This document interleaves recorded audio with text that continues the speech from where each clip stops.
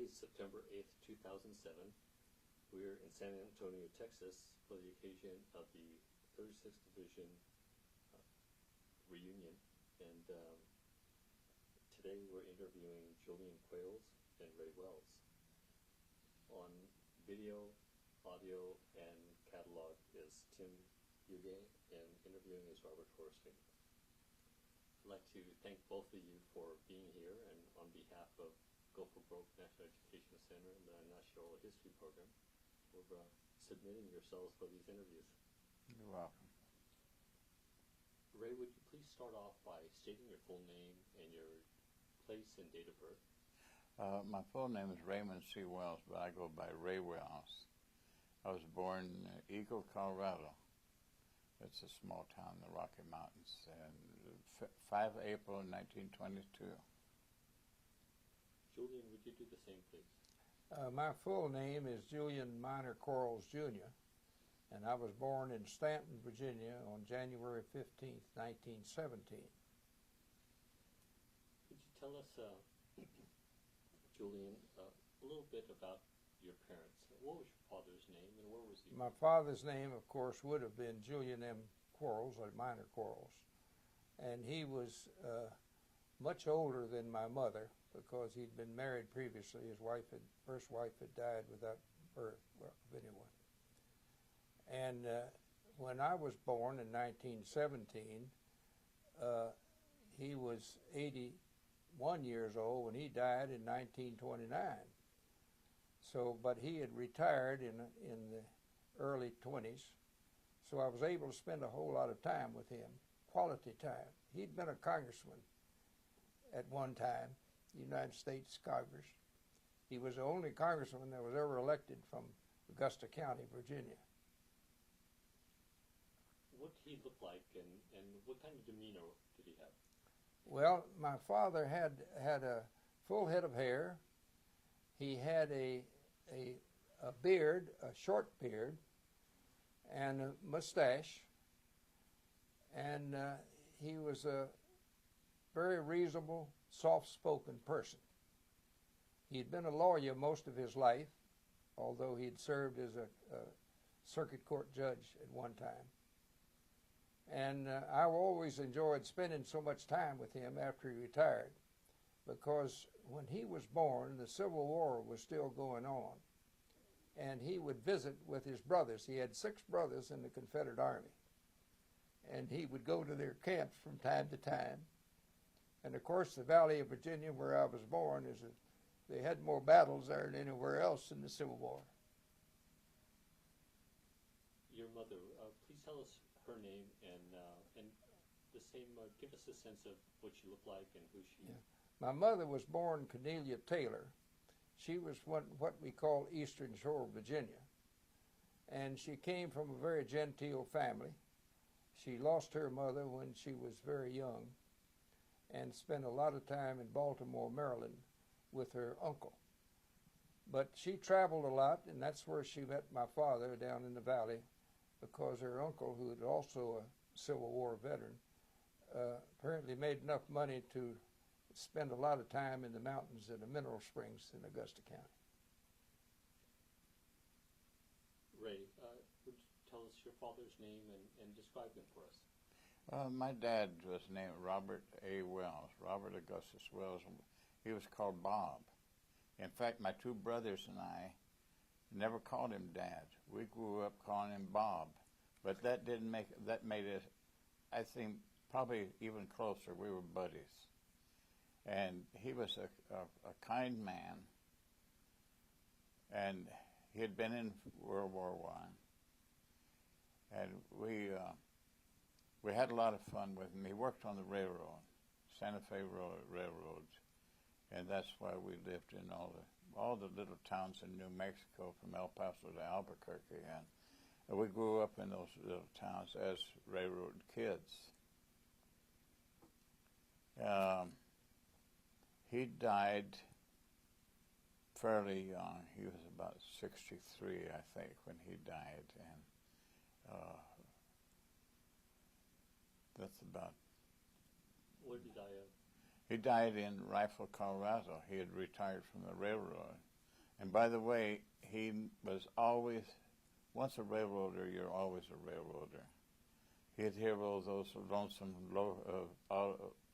whistles from the engines, going by the trains, and I know it brought back a lot of memories to him. It's just like when you retire from the service, you're always a soldier, but he was always a railroader. What was his demeanor like? He was calm. My two brothers and I weren't really angels, but he never laid a hand on us. He didn't have to. We respected him. And I think that's what made us love each other so much, our respect for each other. What's your mother's name, and give us a sense of who she was? Her name was Bessie May, and her maiden name was Green. Her family was from Indiana. They'd moved out to Colorado when she was a very young girl and lived in Eagle, Colorado, where I was born. And by the way, my dad's grandfather was 9 years old during the Civil War, and his dad was fighting with the rebels, Quantrill guerrillas. And so they lived in Missouri at the time, and I think it was Article 9 that came out that forced all of the Southern sympathizers to leave the state of Missouri. So they traveled. My grandfather, 9 years old, his mother, young brothers and sisters, traveled all the way from Missouri down to Texas.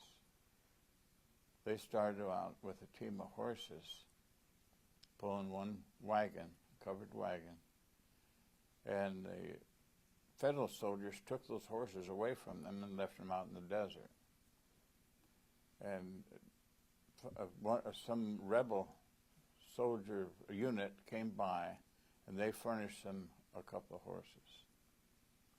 And that's the way finally they got back down to Texas, where they settled for a while until after the Civil War, and then came back home to Missouri. What was your mother like? What was her demeanor like, and what did she look like? My mother?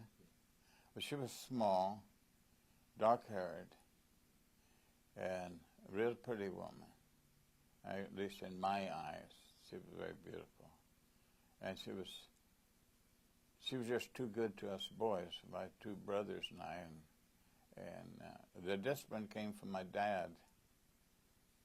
All he had to do is look at us, and we were good boys. When he was gone, we were hellraisers. But we had a good family life, a good, loyal family life. Share with us, if you would, a special memory that you have of your mother, whether it was time shared with her or something she did for you. Oh, yeah, what she did for us was working for us 24 hours a day. Her whole life was we three boys. We could do no wrong, and we loved her very dearly and treated her as such. And she was just a kind-hearted person. Not just to us, but everybody else that she was in contact with. She died young with cancer. But the same question as far as your father. What do you remember of a time spent with your father that was special to you? Well, we used to sit and talk, and mainly I'd ask him about the history of he and his family and what they did. He was always my hero. You know, as most sons grow up with their fathers, their heroes, and he was my hero. And I thought he could beat up anybody in the world if I asked him to, and I was really proud of him. He was just a kind person.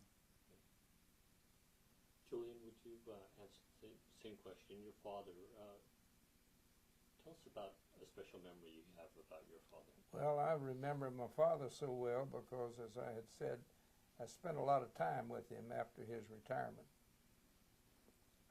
He walked a lot, and I would love to walk with him. and I would ask him questions about his life when he was a little boy.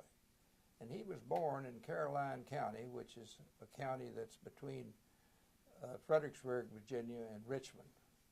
And he was born on a place where they had a lot of slaves. He spent a lot of time, he had no little white boys to play with, and he played with the little children of the slaves. And he always had kind memories of the children and his growing up when he was a child. And your mother? My mother was a small woman, a very determined person. She looked after my two sisters and I like a mother hen.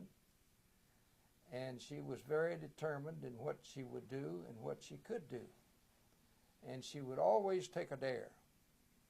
My oldest sister went to the William and Mary College, and I went down there with my mother to visit her at one time, and I'm talking about the early 30s, real early 30s, about 1930 to be exact. And William and Mary had a college of aviation, which people don't understand anymore. But what do you think kind of planes did they use in that? They used the planes that they flew in World War I. They were old biplanes, although I don't know how old these planes were, but they were biplanes. They had two cockpits. The instructor rode in the back pocket, and the passenger rode, or the student rode in the front pocket. And I got up in that plane, and the pilot flew around several times around Williamsburg and came back and landed and walked over to my mother and said, "Now, Miss Quayles, you wouldn't let your son fly in a plane if you wouldn't do it." Well, my mother would always take a dare. And I have yet to this day been able to figure out how she got into that cockpit of that plane, because she wore skirts. Ladies in those days didn't wear trousers. But she got in that cockpit, put the leather helmet on with goggles, and flew off and came back.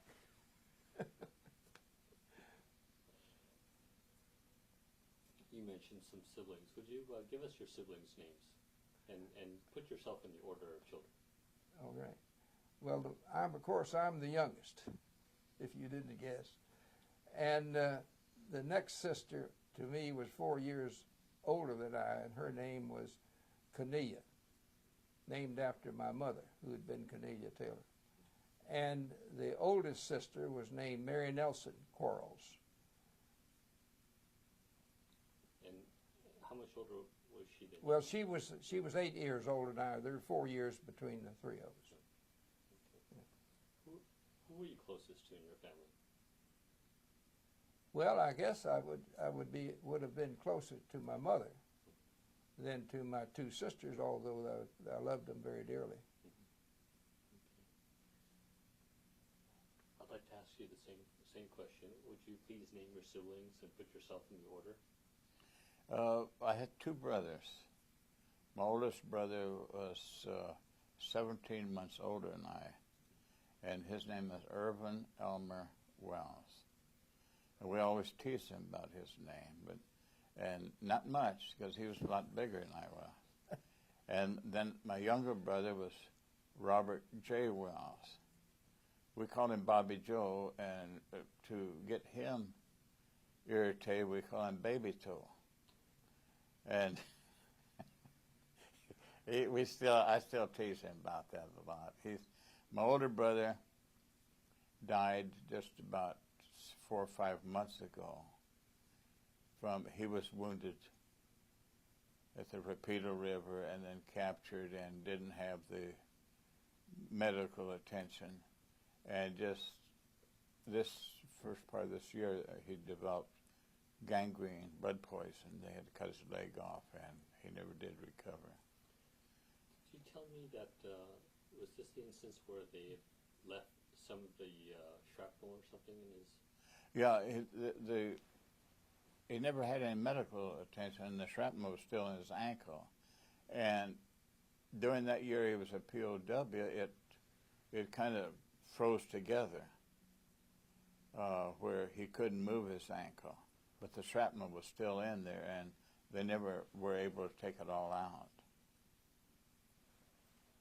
And one thing about it, he had asked the German guard to help him. And a German doctor started treating him with some kind of fluid and compress. So when he was exchanged, he was released by exchange of prisoners.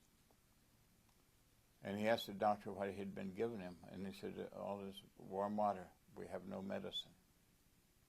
But in his imagination, it seemed to start to heal. Yeah. I'm sorry, and this is your oldest brother? That's my oldest brother. Yeah. My youngest brother was in the Navy during the Second World War. He was usually assigned to the armed guard, and they're the ones that furnish the anti-aircraft guns on the merchant marine ships. But he was actually regular Navy. And so all three of us have gone, and by the way, when my older brother was wounded and captured, it was the first message that came through that he was missing in action. One morning, my mother got the message. My dad worked on the railroad, and he was gone. And she received that message that my older brother was missing action, and then that afternoon another message came. In those days, Western Union delivered the message to your house. And it was a small town, Las Cruces, New Mexico, and they knew that they had delivered one message already. So they went to the local priest to go out there with that message. And what it was I was wounded. So she was receiving 2 telegrams in the same day. And that wasn't unusual during World War II for those messages to come in like that. But it helped her she had a lot of friends, and the priest that all helped her to get through it. And I always, in my opinion, I still think that it's the people at home, the mothers and daughters and the fathers and the families who were really victims of the war and suffered a lot. We knew what we were doing, where we were, and how we were, and they had the wonder. In those days, it took 6 weeks to get a letter home. So that's the people I have always admired, and they're the ones that suffered, at least mentally.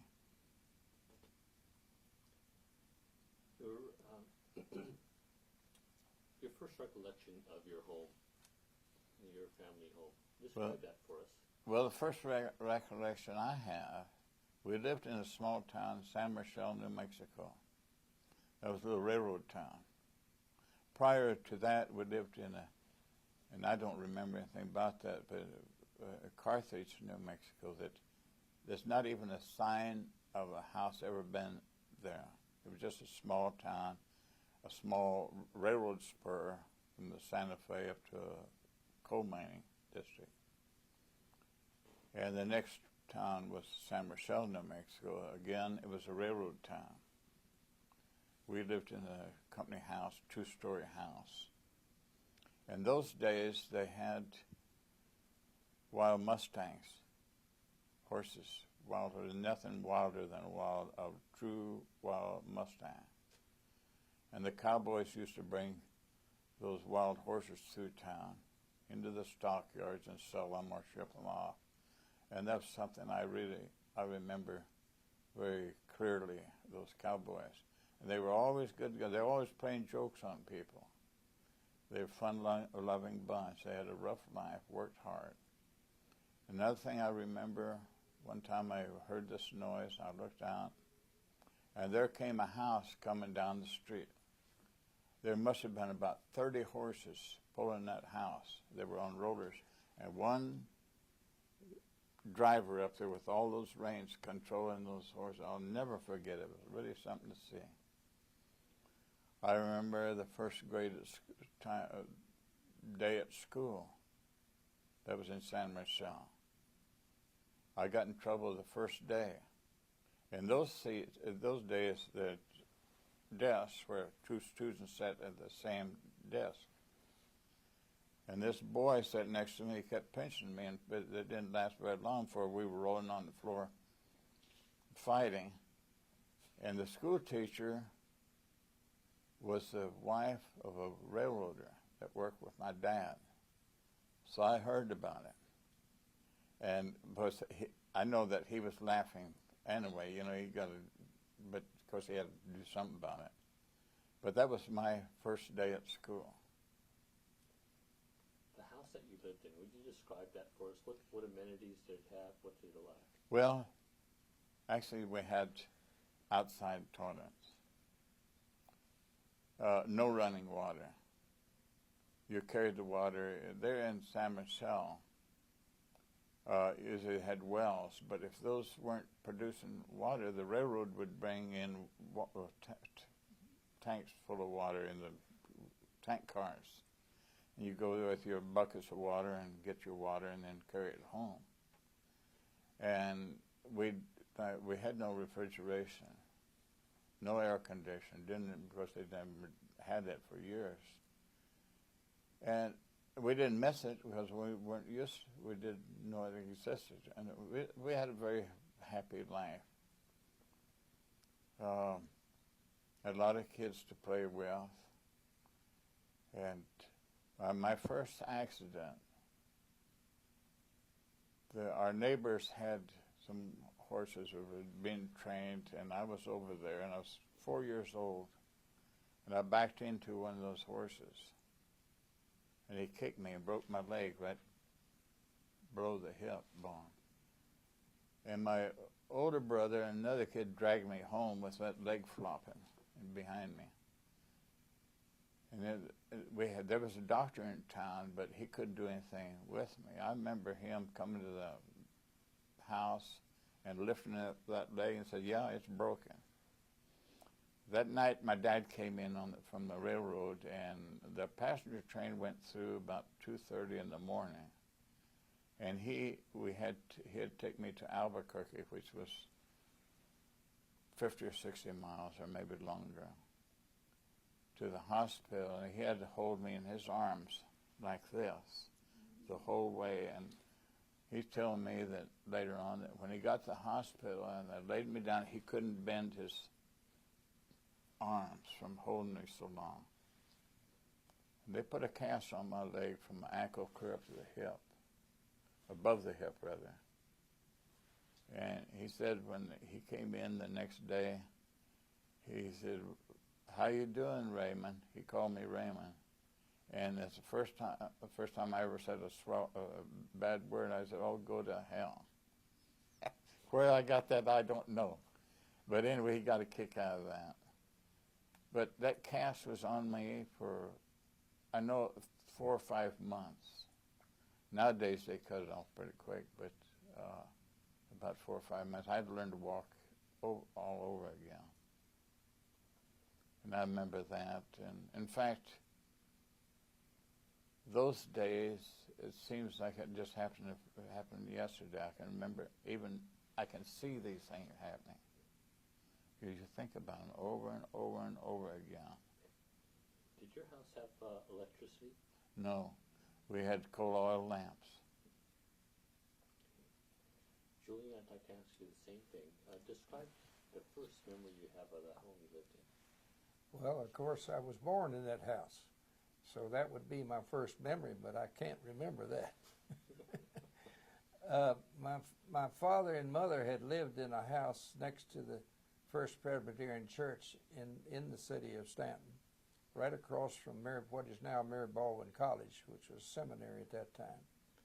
And they sold that house to the church for a Sunday school building, and built a house out on the edge of Stanton, on the north side. In fact, the city line ran right through the middle of the yard, cutting off the house. The house would have been in the county, but that didn't make any difference, I guess, as far as taxes are concerned. But it was a beautiful house. It was tall two-story house with the two white columns in front. And my sisters and I lived in that house until my father died. When the house was sold, that was in 1929 when he died. But it was a nice house. I had my own bedroom, and they had a bedroom near mine. Each of my sisters had a bedroom. And I have fond memories of that. I have some funny memories, too, which I don't mind telling on national TV, so to speak. My sister that was closest to me in age, the one that is 4 years older than I, we always had a lot of fun with each other. I called it fun, but she didn't. And I can well remember one time when she had a boyfriend, and they were down in the front part of the house near the front door. You came in the front door, and then you came in right a space there. You came to a set of stairs and went up to a landing and went up to the second floor. And on that landing at the top was a rail. And there was a bathroom that opened on that landing. There were two bathrooms upstairs. And I went into that bathroom, and I flushed the toilet. Now, that house was built, you see, in about 1916, I guess. And in those days, a toilet on the second floor made a terrific amount of noise. And I've always laughed since, and she was mad at me until she died, because I flushed that toilet with the door open, and she's standing down there. In those days, you didn't do things like that with that boy, and embarrassed her terrifically. But I thought it was a lot of fun. What were the amenities of your house? Obviously, we hear there's indoor plumbing.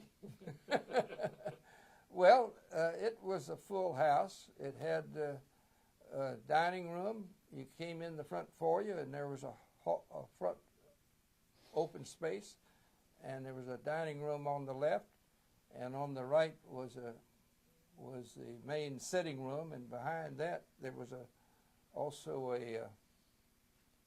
a fireplace, and as I said, it was 2 stories, and then behind that was what we call the library, which was connected by several folding doors, where my father had all of his books. And on the other side of the house, you had the dining room, and then you had a portion where you had a serving area, and then you had the kitchen. And then behind the kitchen was a porch. There were 2 porches on the back, one on the right side and one on the left side. And there was a servant's quarters there where a servant could stay with a toilet and so forth. But the upstairs had a bedroom in each corner, and with that bathroom I just talked about. And then my older sister had a bathroom over on the other side above the kitchen. The first school you went to, what was that? I went to an elementary school, the first school I went to, on the main street in town, right opposite the church. And it was the school is still there, although it's being used for other purposes. Now, 2-story school. I was there in the first grade. And I'll always remember my first day at school. Most people can't remember that, but I remember it for one specific reason. There was a playground right behind the school, which was built. There was a long wall behind the school because above it was a hill, and that wall held the hill back. And we went out there in recess in that first day, and there was another boy there that was about a year older than I. His name was Worthington. I've never forgotten that name. Well, he said something to me I didn't like, and a next-door neighbor had taught me, said, "You've got to fight these kids when you go to school, because that's the only way you're going to stay alive." So I hauled off and hit him. The teacher was out there, saw me do it. She went in and called my mother, and my mother came and took me. That was the first day of school, and I've never forgotten that day.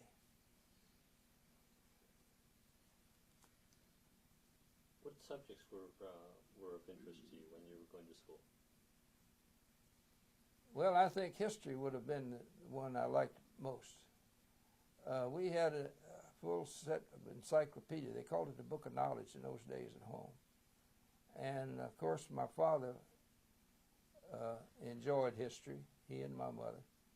And I think that was what I liked best. What period of history was most intriguing to you? Well, of course, with the Civil War prevalent in the Shenandoah Valley, I guess it would have been the Civil War or the war between the states. Who did you look up to as far as the heroes of the Civil War? Well, of course, you've always got Stonewall Jackson, and he had a brigade that several of my uncles were in, that my father's brothers, and I think he was the one I would have most admired. Through your school years, any sports? Were there sports of interest to you? Well, about that time, my family got interested in Florida. My father was retired, and my mother had a first cousin that had moved to Miami, Florida, and she inveigled my father and mother to come down there and visit, and they ended up owning property and losing it eventually in the Depression. But I didn't remember the rest of your question. Well, I was asking if there were particular sports that you played during your school years. Well, I always liked football from what we had, and after my father died, I entered the Augusta Military Academy at Fort Defiance, and I boxed at Fort Defiance, and I apparently became pretty good at it because I was South Atlantic Prep School champion. In the 125-pound class, you could weigh 129, but that's what I did in college, in prep school. I was going to say, you must have done well because, unlike W.C. Fields, you don't have signs of losing. Well, I didn't get hit in the head too much.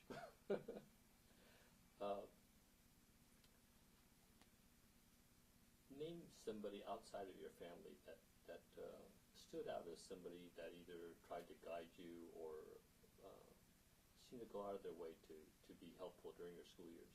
Someone that stood Well, I always thought a lot of the one of the owners of Augusta Military Academy, and he was the son of a Confederate veteran. In fact, his father's the one that started that school after the Civil War, and always looked up to him. He was a tall, talkative man, and led by example rather than talk. What about him stood out to you? Well, his forceful manner of speaking, I would say, which I never was able to completely emulate, but he was a sort of he'd been in the World War I, and he would tell us anecdotes about World War I. Of course, in those days, World War I wasn't very far away, and we had other professors or teachers at school that had taken part in World War I. Right. I'd like to ask you your early school memories. The first school that you went to, what was that called? And it was the first school I went to was in San Michelle, New Mexico. It was a railroad town, and it's where I got my first fight. I just told you about that. And it was a school with just about 2 rooms for 8 grades. And I don't remember that there was a kindergarten at that time. We went right directly to the first grade. And San Michelle, I only went to school there for 1 year. Like I said, my dad was a railroader, and the way they systems worked, if somebody wanted the job they had more seniority, they could bump him. Then he had to go somewhere else. So the next school we went to was a little town, Engle, New Mexico. Again, hardly anything is there. Just, I think the last time I was there about 10 years ago, there was one house. But at that time, it's kind of they had a railroad station. My uncle was the station master. There's a stockyards where the Diamond A Ranch would bring in their cattle and ship them out. Had a grocery store and a house where they had rooms for rent for some of those cowboys that would come in, and the schoolhouse, and then the Diamond A headquarters ranch. That school, all the grades were in one room, taught by one teacher. And I remember his name, Mr. Steele. And he taught all 8 grades. And all the kids came from the ranches around there. Then from there, we weren't there very long. And then from there to Belen, New Mexico. That was close to Albuquerque. And I think we were there just a few months. Went to school there. And then to Socorro, New Mexico. And we lived there about 3 years, and what I remember about that school, we went to the Catholic convent. We weren't Catholics, but they accepted kids, any kid, you know. And I remember that I fell in love with a nun, the teacher of my class. She was a beauty. I remember one time when somebody had stole something. One of the students stole somebody from somebody else. And whoever did the stealing got to this kid and so scared him. So he blamed it on me. I remember that nun taking up for me. They know it wasn't him. I'll never forget it. I didn't know what was going on. I didn't have sense enough to say, no, it wasn't me. Because I really didn't know. I was scared. I didn't know what.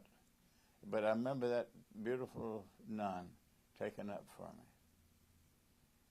And I'll never forget that. How old were you? Well, I was probably in the 2nd or 3rd grade. So it was about 8 or 9, I suppose, something like that. From there, we moved to El Paso, Texas. My dad worked out of there for the same railroad. I went to a grade school there, Vilas School. And by the way, that school is still standing after all those years.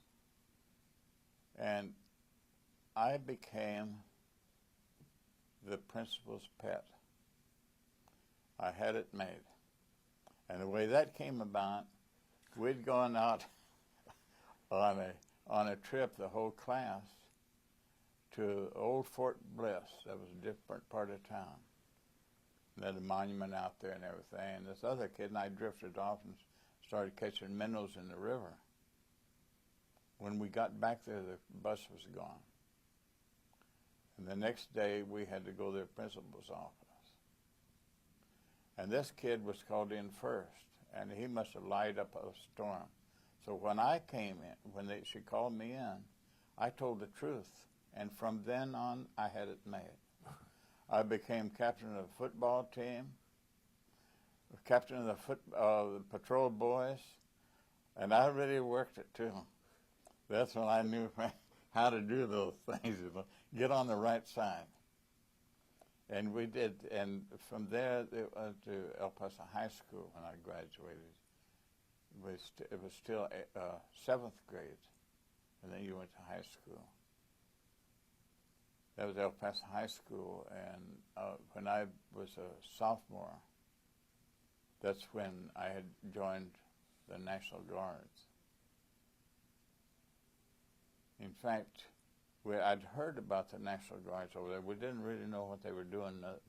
Another kid and I, so we visited them one time, and asked if we wanted to join. I said, of course. How old are you? And that time I was 16, and of course I was still telling the truth. That's too young. Is it 17? Well, that's still young. We can't take it 17. 18, you're in. So I joined the National Guards when I was 16. And the funny thing about it, my brother joined later on, and he was 18. So on the records, I was older than he was. And it could have been, it was a court-martial offense to lie about things like that. And that age stuck with me until I retired 22 years later. And I told him, that I wanted that corrected. So on my discharge, it shows both ages. I was born in 1922 and also in 1920. And that's on my discharge paper. So anyway, and we, like I said, went to high school for 2 years and then went into the service. And I received my education while I was in the service. I got a 2-year college. I took a test one time and got 2-year credit, college credit. I didn't go to school, but I got that credit. But I learned a lot in the service. You learned a lot there that you wouldn't learn anywhere else. And it did me a lot of good from then on the rest of my life. I want to ask you, the sports, I heard you were into football. What other sports? Well, that was just in grade school. Okay. But when I got to high school, I carried a morning paper route, got up at 4 o'clock in the morning, carried a paper route, went to school, and after school, when school let out at 3 o'clock, I had another paper route. So I didn't get much chance to have high school to the parties or the dances or anything like that. I didn't participate in that. Besides the nun that you became enamored with, who else in your school years? Well, the principal of the high school, Mr. Jones, he seemed to me like he was a white-haired old gentleman and very much respected, and he made an impression on me also, a good impression. Other teachers I had, I still, in high school, grade school, I still remember their names. High school teachers, I can only remember the principal's name, but grade school, they must have made a big impression on me because I still remember all their names. And I can't remember people I was introduced to yesterday, but those people stick with me. I'm Robert, by the way. What's that? I said, I'm Robert, by the way. Hi, Bob. So I want to ask you also, you're talking about this principal. What made him stand out to you? What was so special? He was so distinguished and kind. And he was the principal of that school probably for 30, 35 years. And just the way he carried himself, treated you, people just loved him and looked up to him. What year did you graduate? I didn't graduate. I went into the Army when I was a sophomore in college. College, high school. And then we were called into, it was the National Guards. Then we were called into active duty November 25th, 1940. And that's when I was a sophomore in school. So I really didn't finish that except for a GED test when I was in the service. And was it the fact that you were called into active duty that you didn't complete high school, or how did that work? Well, that's right. I was still in high school when the 36th Division was called into active service. Okay. And by the way, all of my company were from El Paso. And most of the kids in my neighborhood, boys, young men, they all joined at the same time, including my brother. We all went in together, so we were together. And I'll get way ahead of myself now, but at the attack on San Pietro, everybody in my squad I'd gone to high school with. 11 of them. They all got wounded in one fight. So anyway, we were still sticking together after all those years. Why was your unit activated in 1940, November? 1940 is when our government finally woke up. We better do something. Because that was a year before Pearl Harbor, so the Wheels knew something was going to happen or something might happen. And there was quite a few National Guard division inducted at that time. 34th Division, 45th Division, and many others. You had mentioned something to me also about your unit was primarily Mexican American? Well, there was 3 companies from El Paso. H Company, that's the company I was in. It was a heavy weapons company, machine guns, 81 millimeter mortars, and then there was a rifle company. Company commander was Captain John Chapin. And all the officers, all of them were Mexican Americans in that company, except the officers. Some even from Juarez, Mexico, had come and were joined. And they stayed that way. They didn't want anybody else in there, and they were a very proud organization. And they did a great job. But during the battles, they received so many casualties, then they had to accept a replacement from other places. But they always kept that, and that same captain stayed with that company until he got killed. John Chapin. When I was telling you about the school, was named after him. Yeah. Where was he killed? At the Rapido River.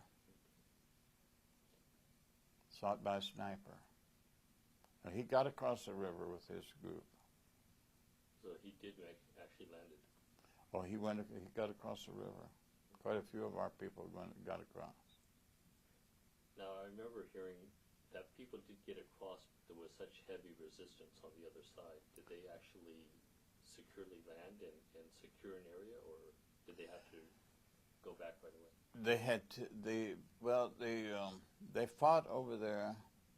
By the way, I was in the hospital at the time. But they fought that day and the next day, and they tried it again. And some of those troops that had got over there got back okay, but a big part of them, the bridge was blown out. They'd put up a temporary bridge, and that was blown out. And the only way back was to swim. In fact, I was telling you about our battalion commander. He was wounded 6 times on that side of the river. Until he was so crippled, he was just crawling and losing so much blood. So he crawled up to turn the battalion over to Captain Chapin. And found out he'd been killed. So finally, 2 men, 2 of the GIs, swam him back across the river. They brought him back. They had to swim him back and turned him over to some stretcher bearers on that side. And he was wounded again. They had some of the stretcher bearers, they'd got them from other units, somewhere even Coast Guard that they'd brought up. And Colonel Landry, well, he was a major then, he told these 2 that were carrying his stretcher, said, better hit the road where there's artillery coming in. He could hear it. So they dropped him and then jumped in the ditch, and he got hit again. But before they got back to where his battalion headquarters, he had established a rear headquarters. He found that artillery had destroyed it. and his executive officer was laying there badly wounded, and this major made them take him, his executive officer, back and then come back and get him. So he's that type of guy. He was, in fact, years later we became real good friends. He visited my house quite often. What was his name? Major Milton Landry. And he became a lieutenant colonel, and finally a medical discharge for all his wounds. I want to take you back now to the activation of the National Guard back in November of 40. November 25th, 1940. What were the fact that you're being activated? What type of training and what did they tell you? Well, we had been training before that. We trained every Thursday night, and other companies had. There was an armory there in El Paso where we'd meet once a week. By the way, we got $1 a week for a training period, and to us that was okay. You know, we good spending money. $1, well, you go a long way. And then E Company, the one I was telling you about, they drilled another night, and 2nd Battalion headquarters, they were also from El Paso. They trained another night. So, and we trained in, of course, we had machine guns, did a lot of firing, went on summer maneuvers. The first maneuver I went was Camp Palacios, Texas. That's way down on the Gulf. And then we also went on maneuvers to Louisiana maneuvers, but it was still the National Guards, and then one winter maneuvers. And then because we were getting pretty well trained, but we still had World War I uniforms, wrapped leggings, and riding breeches, campaign hat. We liked those campaign hats. It made you look cocky, you know. And so we were pretty well trained when we were called in. We were all good machine gunners and knew how to fire the mortars and everything. And then we were called in November 25th, 1940, a year before Pearl Harbor. But another interesting thing is the company commanders at the time were responsible for bringing their troops up to strength. So to do that is still during the Depression. And I remember so clearly freight trains coming through with people hanging on and traveling somewhere else to look for jobs, even whole families. So our cooks cooked up some turkey dinners, had it laid all out, and they sent a group of people down to the hobo jungles, invited these people up for dinner. And the so-called hobos, they were just people wanting to work. And they got up there and saw all those turkeys on those tables just loaded with food, and they hadn't eaten anything like that for probably months. So they said, well, you have to sign up first. And all of them signed up. There was a few that declined, but we fed them anyway. And they even enlisted one that found out he was 56 years old, had no teeth. He'd get drunk and lose his teeth, and we'd have to go out and police the area until we find his teeth for him. They finally discharged him after we got to Camp Bowie. We had one kid that was 13 years old. They signed him up. And you could tell he was 13. But anyway, that's the type of, and every one of them made good soldiers. They were just victims of circumstances. So your training, as far as the National Guard, beyond your weekly training, now that you're activated, you receive any specialized training prior to the war? Well, we trained for a year, active training, day in, day out, every day until the war started. We were at Camp Bowie, Texas, already had been there for a year, active duty. And when Pearl Harbor hit, it was on Sunday afternoon, and there weren't many people in camp. They'd gone on weekend passes and everything, but I was on KP duty, and had gone over to our tent. We lived in tents. In fact, we never lived in a building of any kind until 3 years later, when we were at Camp Edwards, Massachusetts. But I went over to the tent, and we had a little radio, and I heard, Pearl Harbor, where's Pearl Harbor? And that's the first I heard about it, and it came over the radio we had. What was your impression besides the fact that you had no clue where Well, Pearl Harbor was? it didn't really impress me much. We didn't know what Pearl Harbor was, and to me, it's just, there's another world out there somewhere. But they moved out the 144th Regiment within 24 hours to the West Coast. And I remember that very closely because they put me on guard at an empty building they had over there. I don't know. Where in the West Coast did you go to? Where in the West Coast did you go to? Well, the 144th was one of our regiments, and they went to cover the whole West Coast. So they deployed them all up and down the coast? Yeah, in case of invasion. Yeah. Okay.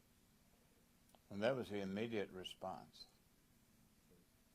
Julian, when did you graduate high school, the academy? I graduated at Augusta Military Academy in June 1935. And what were your plans beyond the academy? Well, to go to college. And then I went to University of Miami. My mother was living in Miami then, and I went to University of Miami and went there for 4 years and graduated in 1939. What did you study then? Business administration. But while I was there, I joined the Florida National Guard with the military training that I'd had at military school. They gladly accepted me. It wasn't long before I was a sergeant because of all the close order drill I'd been doing, and they apparently liked that. While you were at the academy, what kind of training did they give you there, specialized, that might be different from a normal high school? Well, we had a lot of military training. And first off, of course, we lived in a barracks, and 2 men to a room. And they were very strict. There was no fooling around. We wore uniforms, and of course we ate in the mess hall, and we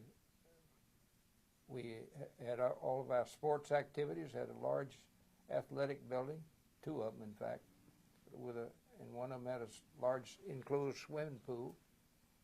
I had the same roommate for 4 years. He's still living. Moved to Texas, and that kept him moving. We were talking about your being at university, and you're also was it a National Guard unit you went in? Yes, I was a member of Company B, 124th Infantry, Florida, 31st Division, Florida National Guard. What type of training were you receiving, and what year did you actually join that? Well, I joined it while I was in college, and I presume I was a sophomore when I joined it. I went on a number of summer exercises with them, training that they had. We went on maneuvers. We went to Camp Blanding, which he will remember. And Camp Blanding at that time was pretty tough because the federal government hadn't come in. It was the Florida state of Florida that ran because of the National Guard. And Camp Blanding at that time, we drank brackish water. It wasn't very comfortable living, but we didn't expect any better. The rifle ranges were terrible. They were dangerous, in fact. And when the men that worked the pits below where the targets were had to wear helmets, steel helmets, because the fragment, they'd hit the iron bars up above and they were liable to go anywhere. But it was an experience, and I stayed in that National Guard unit until I graduated from college. And I was fortunate to find a job after I graduated from college. Things were hard in 1939. The war had not started. Social Security wasn't around. And people had a very hard time. And I was very fortunate. I only got a job through POW. And I went to work for what is CIT Corporation, a finance company, whose home office was at 1 Park Avenue, New York. I'll never forget that number. I went up there on an interview. You didn't fly in those days. You rode in a train. And I was hired and went to work in Nashville, Tennessee. And that would have been in the fall of 1939. And I continued to work for them as in a job they called an adjuster, going out and checking claims out and making sure that the automobile dealers paid for the cars that they had financed through the finance company when they sold the cars. I was transferred to Birmingham, Alabama, and worked at a desk job then. And I was there in Birmingham on Pearl Harbor Day. In fact, that course, we know that was Sunday, and I was working in the office on Sunday, getting ready to send a report into the home office on Monday morning when I heard it on the radio. Now, because I had been at a military school and had attended camp when I graduated with college juniors,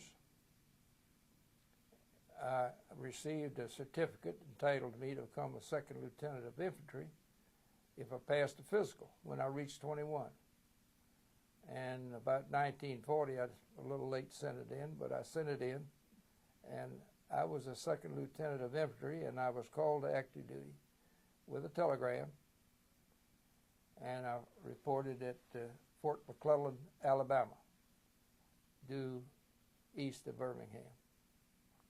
And I stayed at Fort McClellan, Alabama in training with a lot of second lieutenants like me until we got orders to report to Camp Landing and to the 36th Division.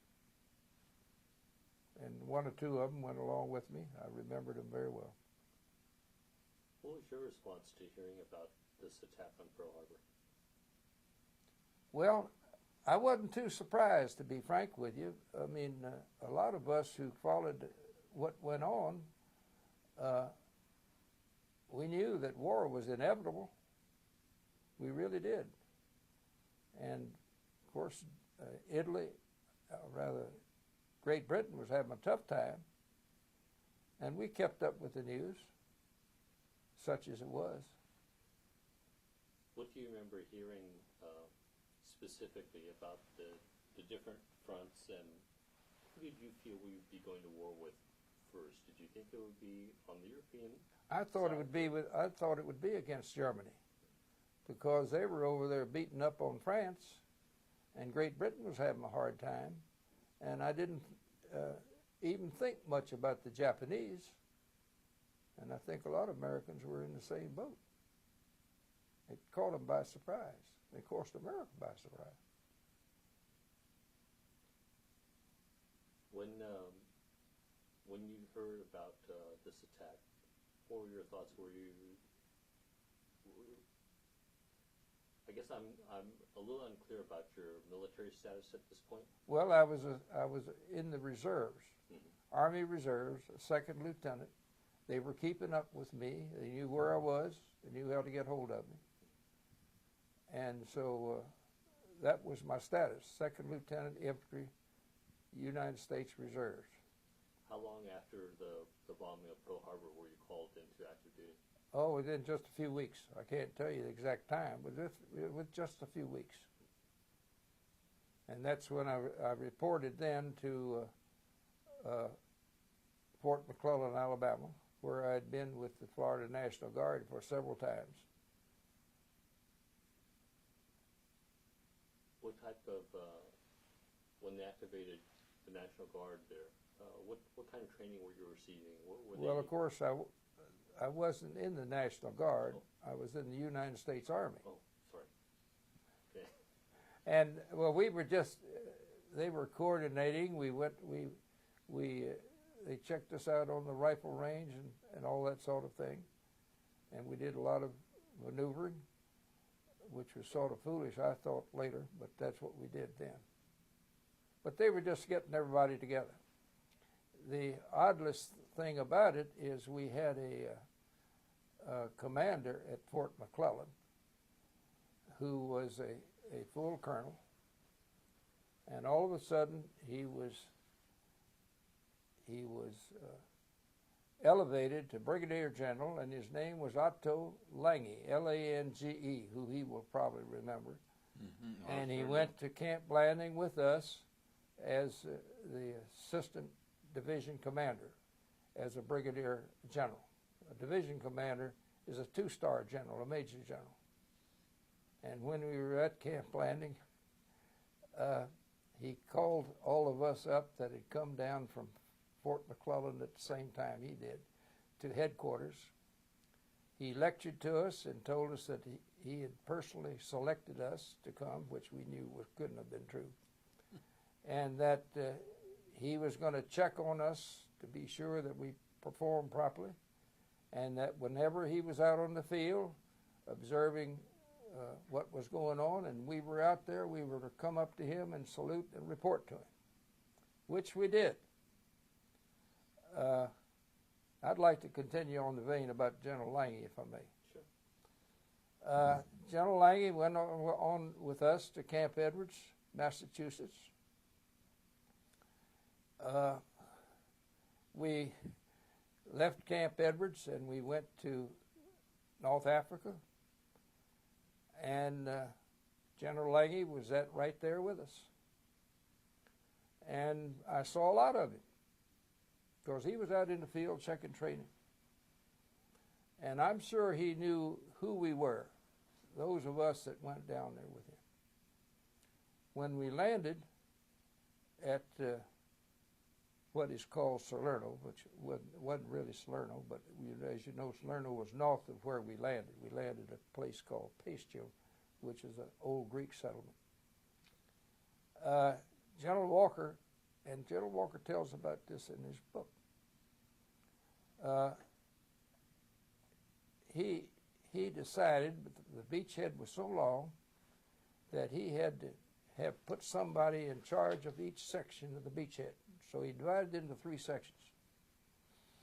And he sent General Lange down to the south end of the sections.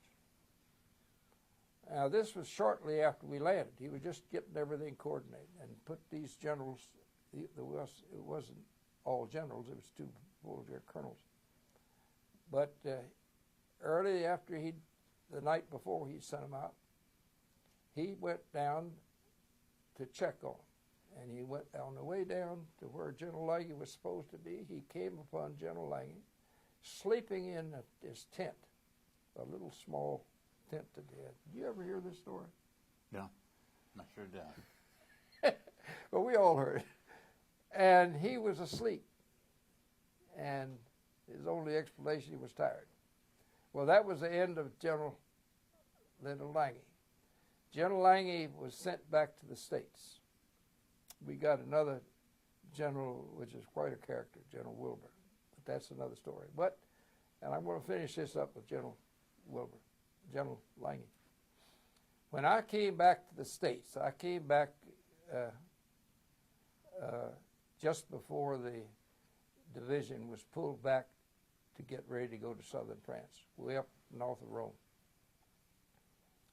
And I ended up at Camp Blanding again. Now, I'd been there in the National Guard, been there with the 36th Division. Here I was back there again. and I was commanding a training company, a captain. And we had a big reception had a very nice officers' quarters there, and all the officers went up there to a reception. And I got in the Lange line and dressed up as nicely as we could get dressed, and going down the line, and in the line were these colonels. And who should we pass by but there was General Lange, now Colonel Lange. He was commanding one of those training regiments with his wife by his side, and I had my T-patch on my right shoulder, because when you left the 36th Division or any division, you wore the patch on your right shoulder of the division you'd come from, or the unit that you'd come from, and your current unit on the left shoulder.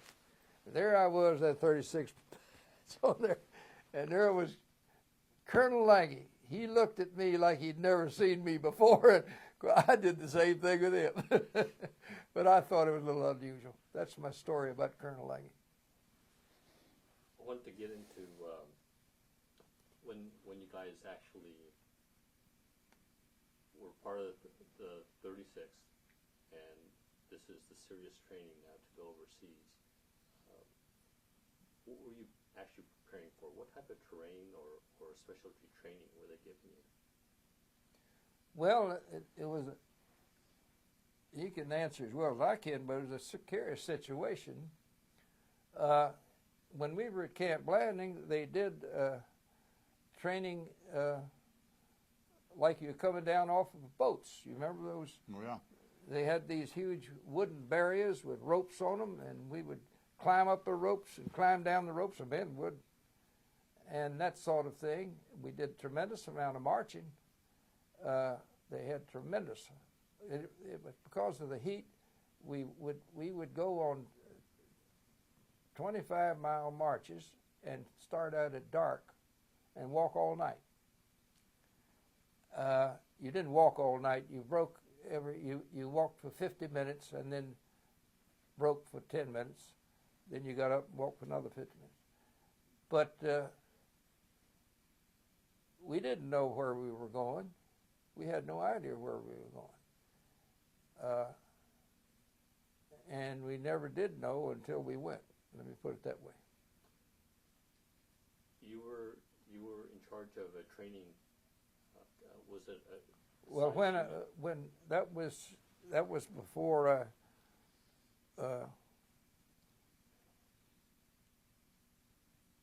You mean a training regiment? A training regiment. Now, was that?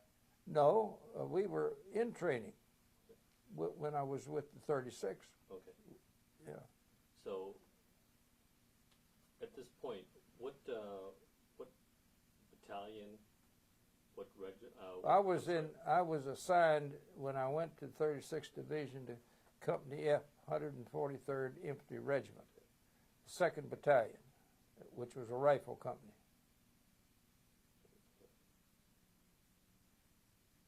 And what platoon? I didn't. When I was assigned, they had no junior officers. Mm-hmm. They only had a company commander.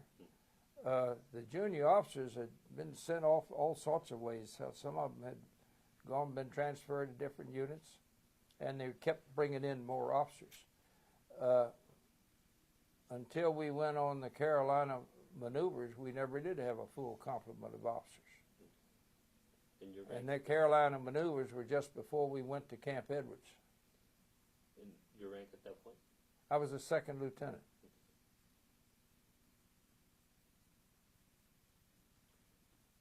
On your end, what when you started doing this training as part of the 36th, what was your rank, and what? Well, the first day that we were called in active service, I was made corporal. In those days, it was 2 stripes. You had 9 men under you. I mean, you were the big boss. Nowadays, it's a lot different, but a corporal had a lot of responsibility, responsible for the training and keep and everything of his troops. And above him was a buck sergeant, and he was in charge of 2 squads. And then we had a platoon sergeant who was a staff sergeant. And usually there was a second lieutenant there as a platoon leader. In my company, we had 2 platoons, that's 8 squads of heavy machine guns. That's 30 caliber water cooler machine guns. And 1 platoon of 81 millimeter mortars with 4 squads. And we had a headquarters platoon, which was the administrative part of it. And but the squad leaders carried a .45 pistol. I carried a 30-06 because at that time 30-06 was the only rifle where you could put a grenade launcher on it. The 45s. How did you regard, or how did the men who were given these, issued these, regard that? Well, 45 pistol was heavy, and it was okay at short range, but I understood that the reason they had the 45 caliber firearm was because they had used it in the Philippines. Well, that's another story. Anyway, the 45 pistol, you couldn't hardly hit anything with it. I couldn't, anyway. It was too heavy, for one thing. And was this a revolver or automatic? Automatic, yeah. How about the issue of jamming? Was that something that was a concern, or? The what? I never Jamming heard of on any that. jamming with it. No, I never heard of any. The machine guns once in a while would jam, but that was mainly if they weren't cleaned properly, and they're a very reliable weapon. When you got word that you're going to be shipping out, actually, what was the date that you got that word that you'd be shipping to Europe? To Europe? It had to be, we were in Camp Edwards, so it was June or July of 1943, I think. Something like that. I think it was in July. July of 43. Early July, because we went to North Africa. Where in North Africa did you land? Oran. We landed at Oran. At least the ship I was on. Yeah. And from there we unloaded, and I think our first camp was near Anzio. That's right. And that was probably 30 or 40 miles from Iran.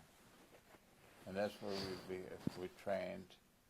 We were training all the time. Even on the ship coming over, we got some training.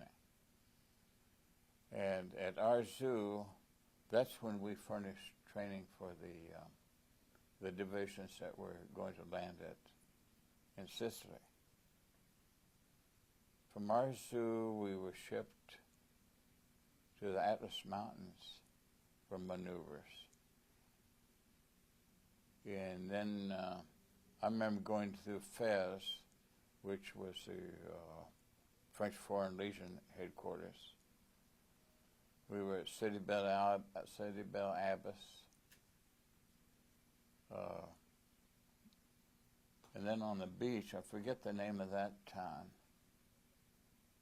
And then to Casablanca, near Casablanca. I remember getting into we didn't go directly to Casablanca, but to the forest, there's a cork forest. And I never knew that cork grew on trees. It was the bark of the trees. And when we moved in, there was a funny thing. There were all kinds of bugs and spiders and everything, all those trees, and all of a sudden they disappeared, and they blamed it on those Texans. As soon as the Texans moved in, all the bugs left. I never heard that.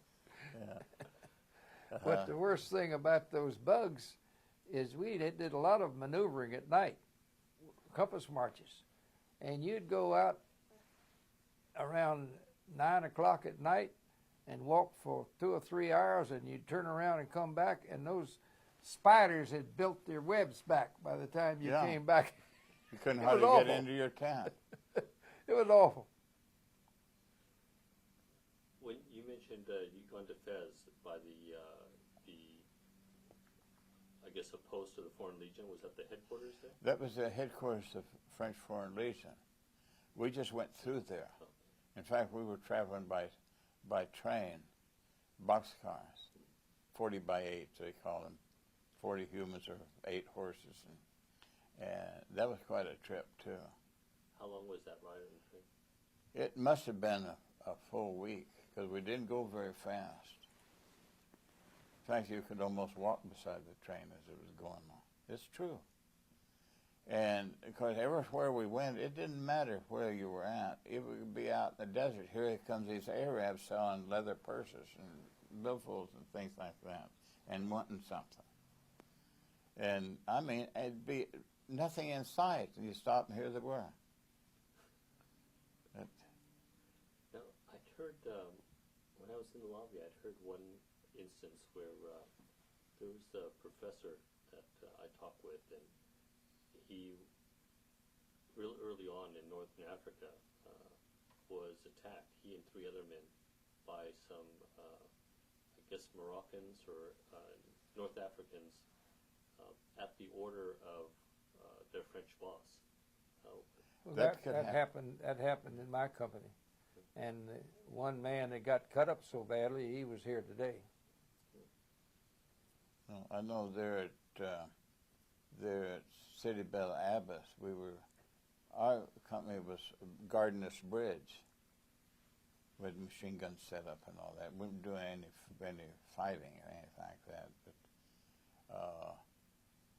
the Arabs, they were so slick. They could sneak in and while you were sleeping in a pup tent and steal the blanket right out from underneath you. It's true. You guys wake up in the morning, they didn't have anything. Barracks bag gone, all they had was a tent. During the course of being in North Africa, was there any engaging any enemy other than these instances of sympathizers or people just out for their own gain? My battalion had an interesting situation. My battalion was sent down to Casablanca to set up a safety area around a huge mansion. Beautiful building.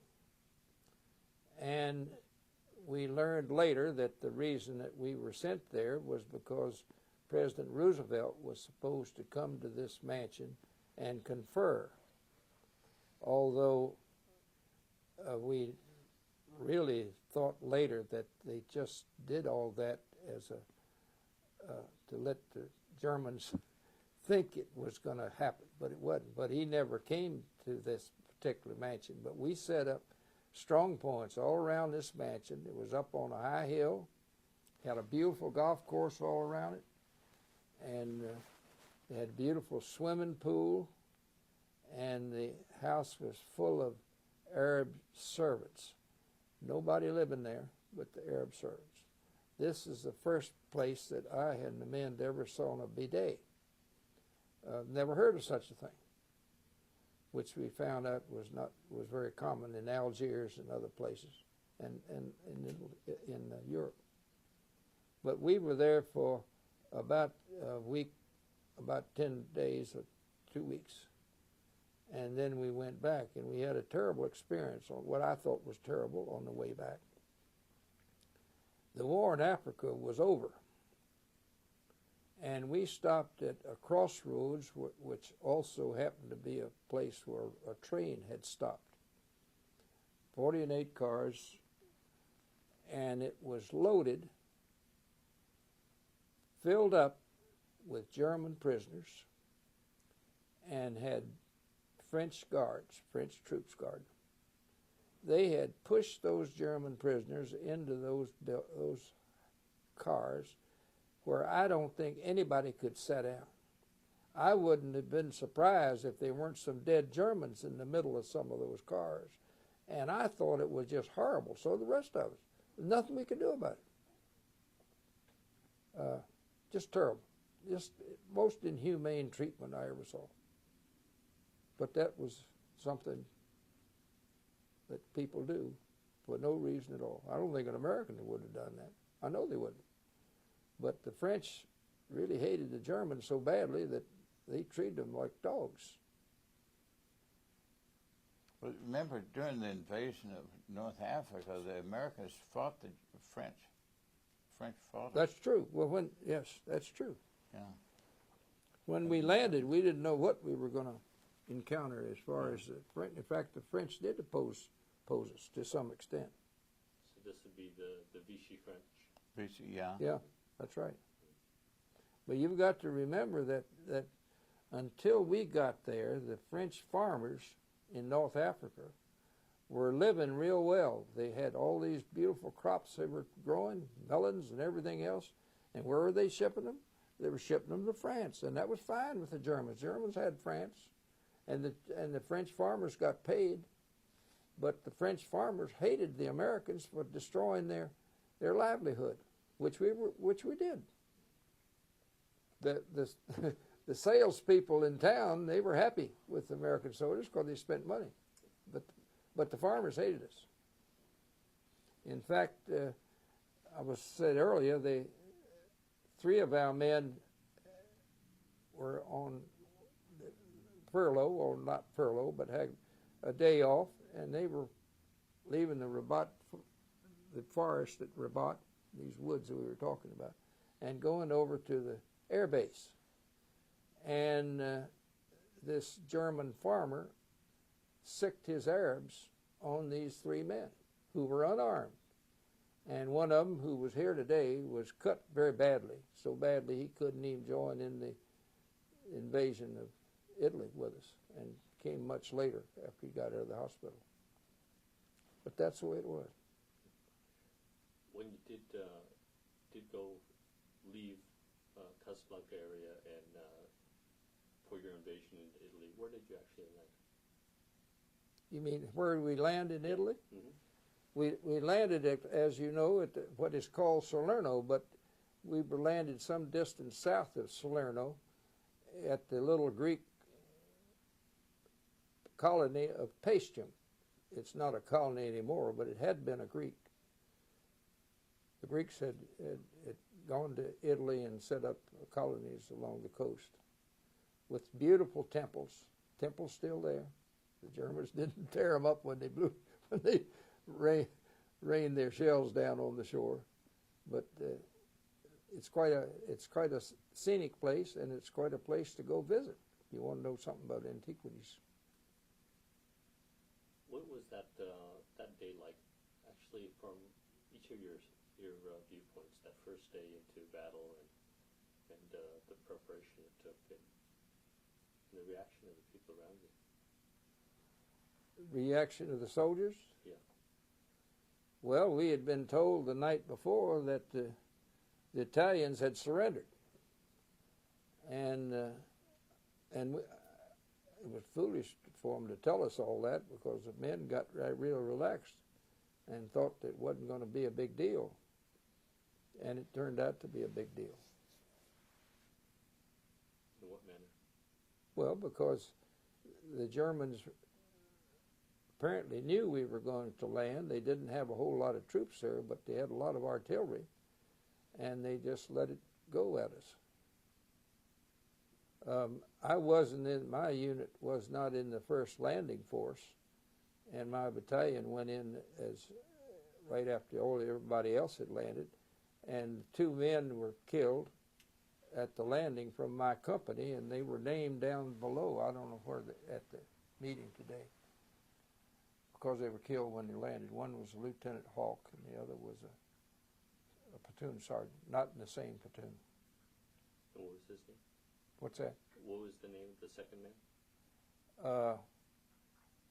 I can't come up with it right now. How was that day for you? Well, we were among the group. I was among the first wave. So we got across the beach okay, but fast. But there were bodies laying around, and we got to this rock wall. You'll find rock walls everywhere in Italy where the farmers have built their rock walls around there. They were about 3 feet high, I suppose. We would get under cover, and then the German tanks started coming in on our left. And that's the first of the enemy I saw were those tanks. And we set up our machine guns, started firing, because we weren't doing any good except getting their attention. And so I took my squad. I was told to go over to the right and join the platoon. When you make that invasion, you get lost from each other. And then you have to get back together. So that's what I did. I went over this wall, and my squad followed me, and we joined the platoon there. But I could see, and it didn't really affect me a whole lot. I still wasn't afraid. That came later, and I found out what it was all about. But I could see the bullets hitting around my feet. And it was like a dream world. What are those things doing? I wasn't really, it didn't strike me that was somebody's trying to kill me. And until later on, then I found out what it was. And I remember the same one, the company from El Paso, the Mexican boys, Mexican-Americans. One of their older members that they all respected, he got hit. And the German tank ran over him with his tractor and squashed him. And those guys went crazy. They were all over that tank, on top of it, shooting in the slots, and it just like a wild bunch. It just went crazy, and they got the tank. They killed the people inside. But because the tank, that's where the tank made a mistake. It ran over that old timer. Those little things happen, and they stick with you forever. Then our first objective, you remember that tower that's set up there? Yes. That was my first objective, to take that tower. And we got over there, and there was nobody in it, so we started gathering up souvenirs, just like all GIs do. We had all kinds of rifles with bayonets on them and all kinds of stuff. And this officer from division headquarters came by, and he went up to the top the Germans had a big telescope up there to get that telescope. And while he was up there, this is funny, my brother came around the other way with his squad, and they saw movement up there, so they started shooting. But anyway, this major hit the floor. He didn't get hurt, but later he came down and he was cussing it.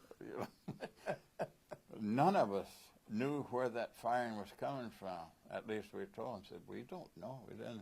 We heard it over there. But that was one of the funny things that happened. And this telescope that he's after, was this something he wanted for their own military use or for his personal? Probably for a souvenir. And that's what got a lot of people in trouble, looking for souvenirs instead of paying attention to what they're supposed to do. Lugers were something where you'd be laying out there, but there'd be a booby trap on them. Except this Colonel Lange, he was a major then, he came by and saw that Luger, and everybody was stepping around, and he went over and picked it up and put it in his pocket, and everybody was sick. They could have picked up that Luger. What type of booby traps did you come across? Mostly the ones I saw were, they weren't booby traps, but landmines. And I really didn't see too many booby traps as such, with strings and all that stuff. Our engineers would take care of that, but they didn't have time to put up too many booby traps when we hit Salerno, or Pesta, rather. And so I never ran across too many booby traps. As an officer, were you warned about these kind of conditions of potential for these booby traps and things? We had officers come talk to the men before we left North Africa, instructing on things like that. Yes, they would have been people that had been in the real battles up far east of where we were. We had instructors come. Yes. How was actually being in the field and being under fire, how did that differ from all the training you received, and how did you feel adequately prepared for what you came across? Well, you knew that something was going to get difficult, no question about that. And with the bullets crack as they go over your head, there's no question about that. And it's not something simply to get used to. You never get used to it. And you just have to be careful where you stick your head. Poke it up in the wrong place and you're liable to lose part of it. But you still have to look and be careful. But I think as much training as we had, a lot of that was routine. Yeah. We just do it. Yeah. And war didn't really affect me too much. I didn't really think that, it didn't come to me that we were really in until we got to that town of Altavilla that night. And walking through those narrow streets, you couldn't get a car through. There was a carriage, But seeing those little kids killed,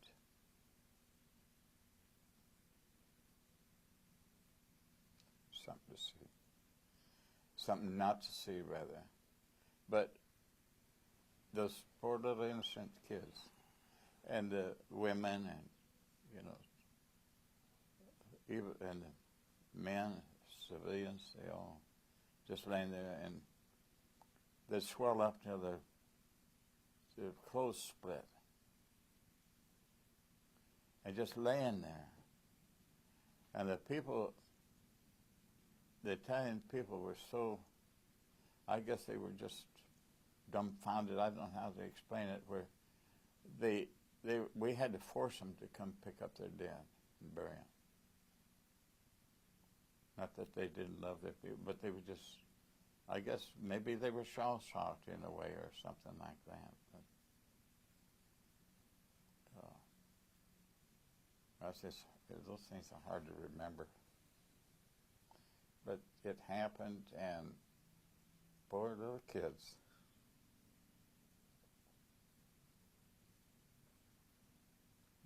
Because the GI is always, everywhere they go, they have candy for kids and treats for dogs, and that's the way of GI life.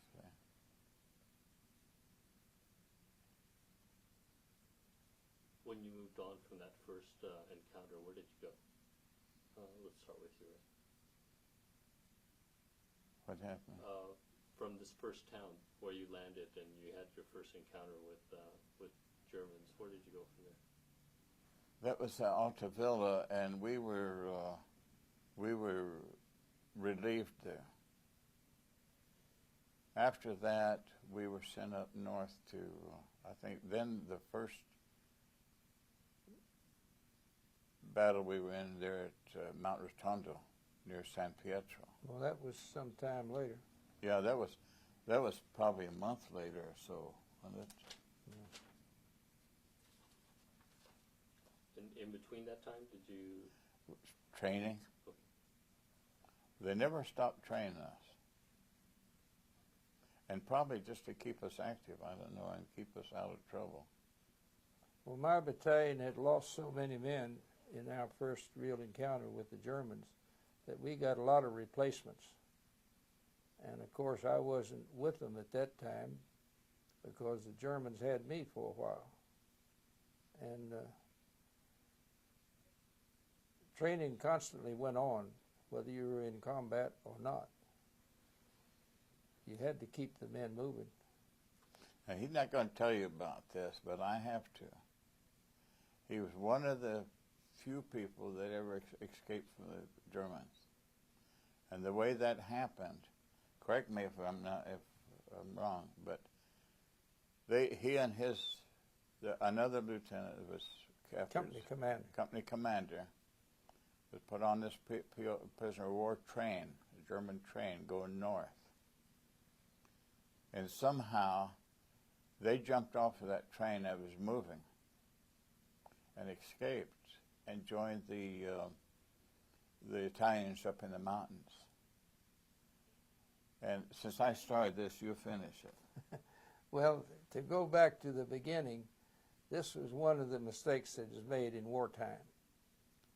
In that, and it wasn't any of our 36th Division commanders that did it. My battalion was in reserves after things had sort of settled down after the initial landing. I say settled down, the Germans were still out there and moving around. And another division had come in, at least one regiment of 179th Infantry of the 45th Division had come in on our left flank. Now, we had British further to our left. And the 179th came in and went apparently too far forward, lost a lot of casualties, and that regiment was much larger than a battalion. There are 3 battalions in a regiment, together with other associated troops of the artillery and so forth. And we were just one battalion. And our battalion was ordered to go in behind where this 179th Infantry was located, and they would pull back through us. Well, we didn't know that they were going to pull back through us, but they told us to go in there. This was late one afternoon. The battalion commander, Colonel Jones, took the company commanders by motor transport, jeeps I presume, and moved them in behind where the 179th was so they could figure out where they could set up during daylight. And then each battalion, each company went on its own by compass march. That's what we learned how to compass march over here as well as over in Africa. And I was executive officer of F Company. So I, with a compass, and the other companies did the same thing. We moved across country, and at dark, in the middle of the night, we went right straight to where we were supposed to go using that compass. We came to wire fences, and I had men with wire cutters out in front, and they cut the wire fences, and we went right straight. In one field, we ran into a lot of water buffalo, which the Italians use for food. They aren't good for anything else. They're mean as they can be, and they attacked us, and I had men with rifles to knock them down. They knocked it, and we just kept going. And we entered into a flat land that was between 2 rivers. And the name of what we thought was a town was Persano, P-E-R-S-A-N-O, which had been an Italian army post since the unification of Italy back in the 1860s. Beautiful buildings, which we never saw. A large area in between these 2 rivers. These 2 rivers came east, met, and went together in one river into the sea. and we set up behind where the 179th was, which was some distance east of us. In around 1, 2 o'clock in the morning, here came the 179th in columns of twos. Now remember, they were 3 times as large as we were, in a column of twos down this road right by through my company. And my son-in-law's father was in a heavy weapons company of the 179th, and he remembers that night. And obviously he passed right by me because I was right there when they went by. There was a dead German laying right where we were going to set up the company CP under a culprit. And he had been there for a few days, and he was real ripe, and it was pretty bad. The ground at that time, and you may remember this was a dry time in Italy, September. The ground was just like concrete. All we could do was scrape up leaves and as much dirt as possible to put on that body to hold down the scent, but we still set up our CP there. Towards the a few hours later, here came the Germans. Where did they come from? They came from behind us.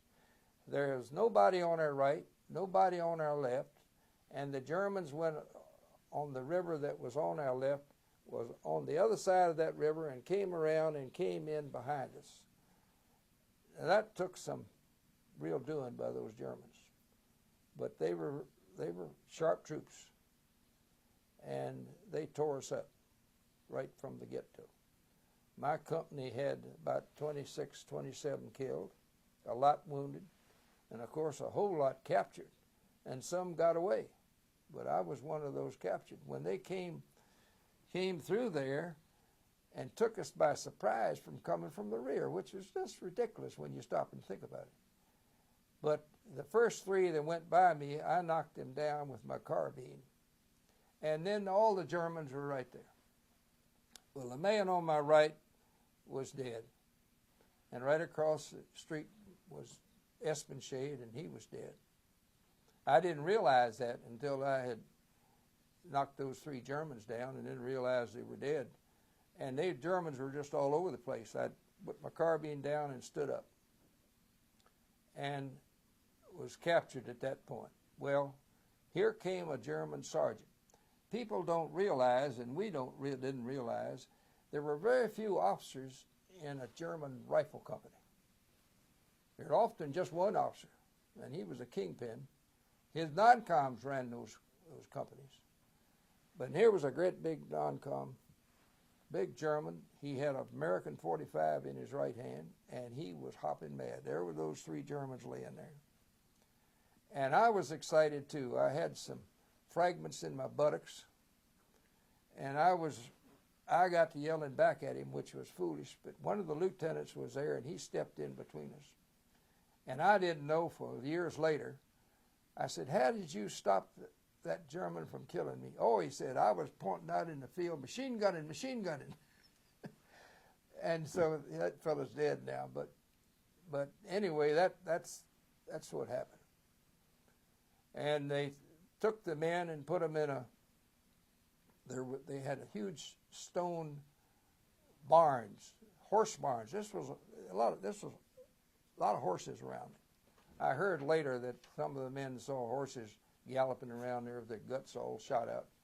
I didn't see any of that, but these huge stone barns. They put the men in the barn, and they put the officers outside. It was cold, even though this was in early September. All we had on was a woolen uniform, and that was it, just thin woolen uniform. And the officers, we laid in a long line, 2 long lines, buttocks to buttocks to buttocks to buttocks, holding on to each other, kept us warm for the night. Before we laid down, the guard, they had guards with us that watched, that could talk English. And I asked the guard to let me go back to the culvert to get my toilet kit. So I went with him, and I asked him why he didn't take my watch. "Oh," he said, "I'd be court-martialed." The American soldier would have had my watch. Yeah, no time. That was a strict outfit. The worst thing I saw, they went down the line and if they fired into bodies to be sure they were dead. And when you stop and think about it, that was pretty smart, because some soldier could have rose up and shot them. But they just fired into bodies to be sure they were dead. They didn't kill any wounded. I heard later about that, but I don't believe it. Not for this outfit. They were strict.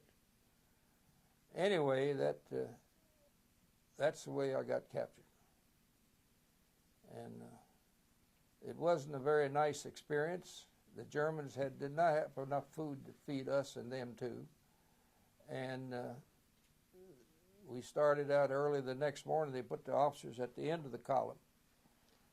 And we were column of twos, and we hadn't gone very far when we passed by. I have never forgotten this sight, and I found out what his name was later. Was a first sergeant from the 45th Division. He was laying on his back in the middle of the road. Now these are dirt roads, hard-packed dirt. And we were per column of twos with one column on each side, laying on his back, big as a horse, and his great big first sergeant stripes, and it was a pretty awful sight. But that's the way war is. We would leave their dead and take care of our own, and they'd take care of their dead and leave our dead. But that's the way it goes. And so that went on. How long, when you had jumped off the train, you and another lieutenant? Mm-hmm. Well, the company commander. Oh, okay. Company band. Yeah, I had a friend in another that had joined the 36th with me, and he was executive officer of another company in the battalion. And he and I got to the end of the column, and I was ready to leave as soon as I could. The Germans said shoot 10 for every one of you that escapes. But that story is as old as as Napoleon. That threat. And so he and I got to the end of the column and was looking for a way to go. And we continued that way for several days.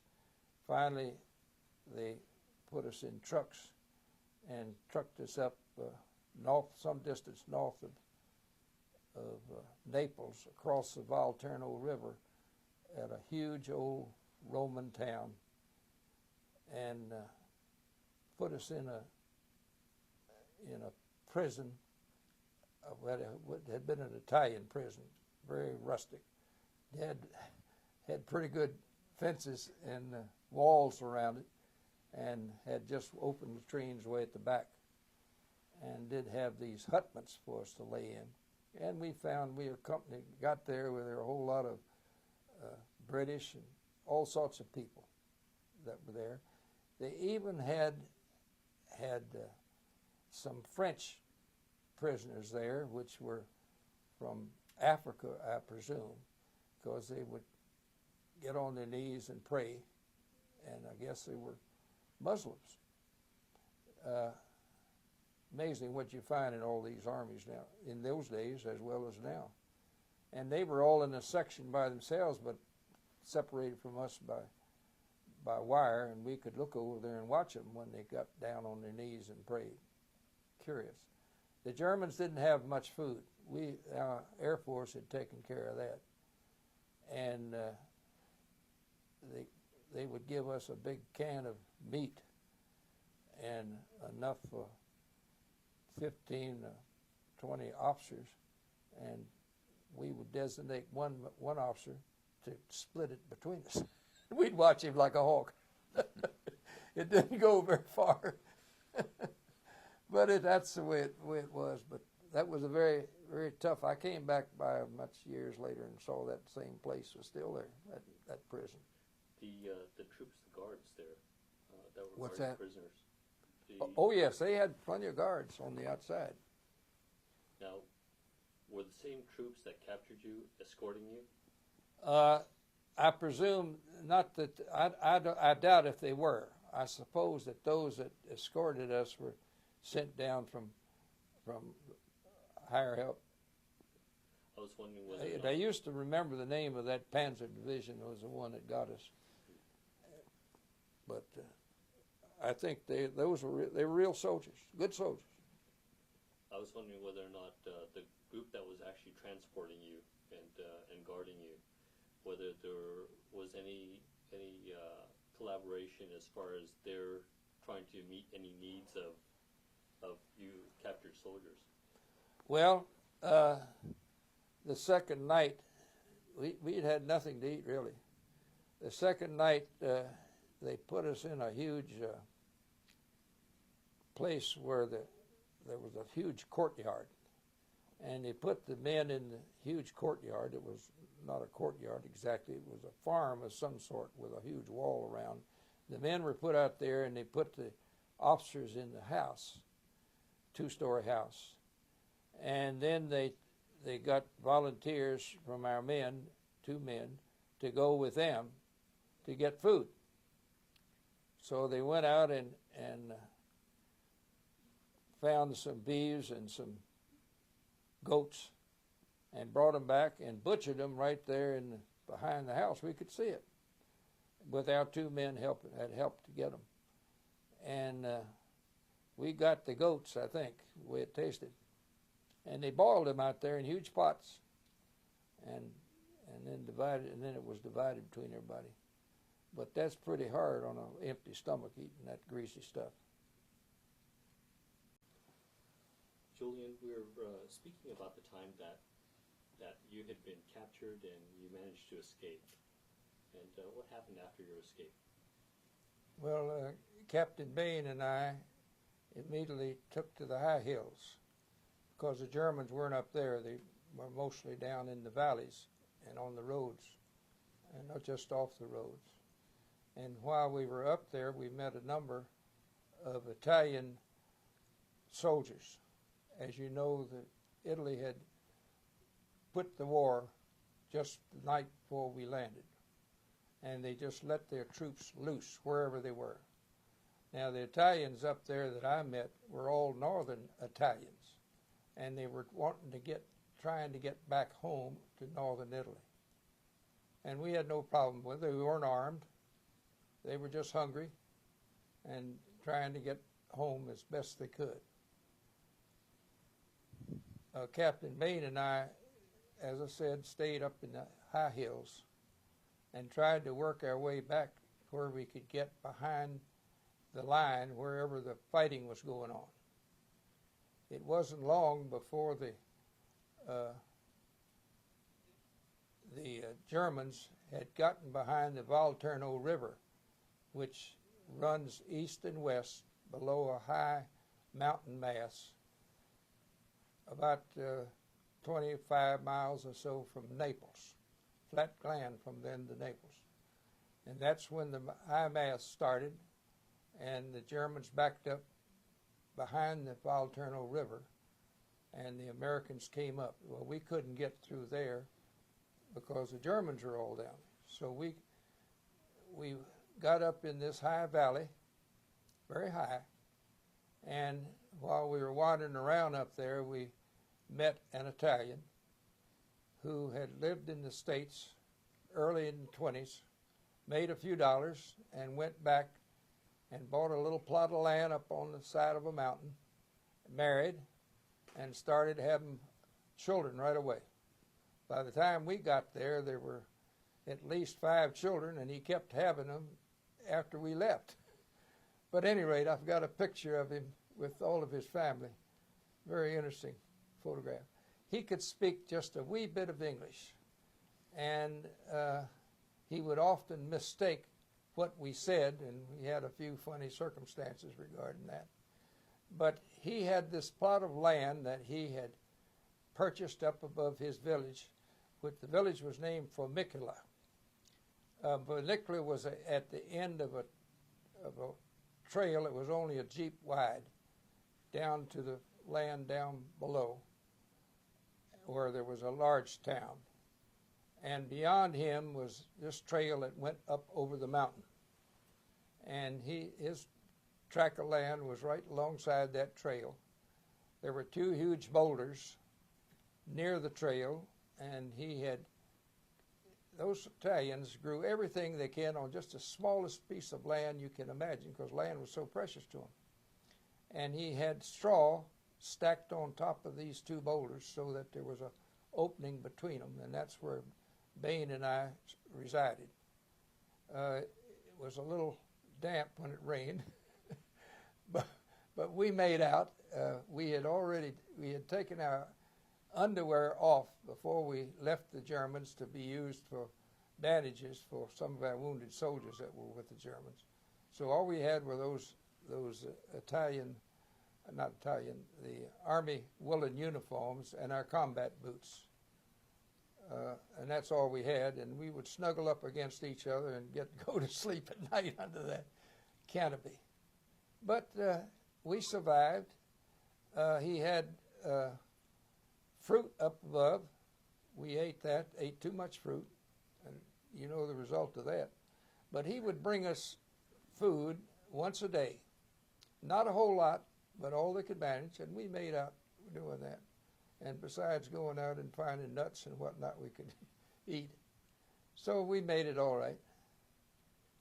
We never went down in the village until after the Germans had left. How did you find out about the Germans leaving? The Italians have their own, they know everything. The Germans couldn't hide anything from them. When the Americans finally crossed the Volturno and the Germans started to leave, they went through this village to go on over the mountain. The Italians knew that before they got there, knew they were going to do that.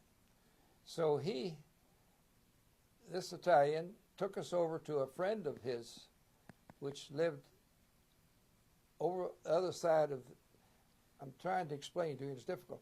This was a valley between two mountains the valley went up to the top of the next mountain. And the trail ran, probably centuries old, ran alongside that gully, so to speak. And where he had us was on the north side of that gully. The trail more or less went east and west.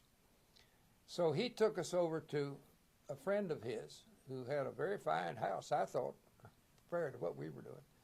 And it was a real old Italian house on the other side of this gully. Had a granary. By that I mean a large sort of courtyard outside where they threshed the grain. They threshed the grain by having oxen walk around in a circle on top of the grain, and then they'd go out and sweep away the chaff, and there would be the grain, and they'd sweep that up. No But no. So that's where this man lived. We stayed there a few nights, and then we were sitting on the staircase that went up to the second floor of this house. The bottom floor was a stable, and they lived up above the stable. We were sitting on that steps late one afternoon, and there were about 3 or 4 ex-Italian soldiers sitting there with us. And all of a sudden, we heard the Germans coming. Now, the Germans wore hobnail boots compared to the rubber sole boots the Americans had. You could hear them 5 miles away.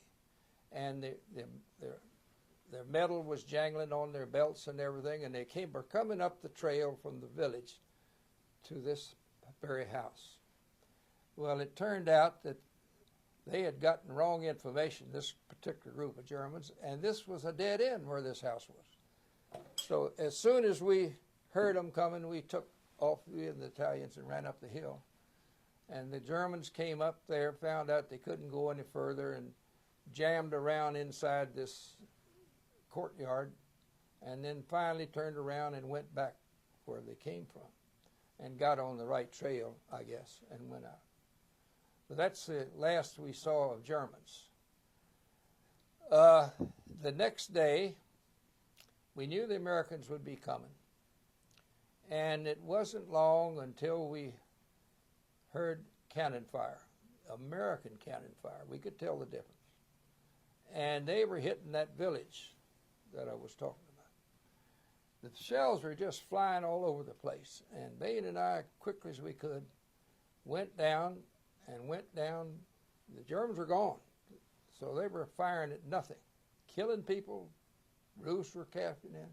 We went down to the next large town down below the mountain and stopped the artillery. So that's how we ended up getting back into the American lines. It was the 3rd Infantry Division that was there, and they quickly put us on vehicles and took us back to our division headquarters. And that's where we met this newspaper man I was talking about from a large New York newspaper. I've forgotten which newspaper it was. But he wrote a very fine article, I thought, very complimentary article, and Look magazine found the article. Look magazine, the people called my mother looking for photos or something. Well, I had sent to her when we got back from our sojourn, I had sent to her this photograph that Bain and I had. When we came back, all of our personal belongings had been packed up and were on board a ship down to Naples Harbor, getting ready to go back to the States.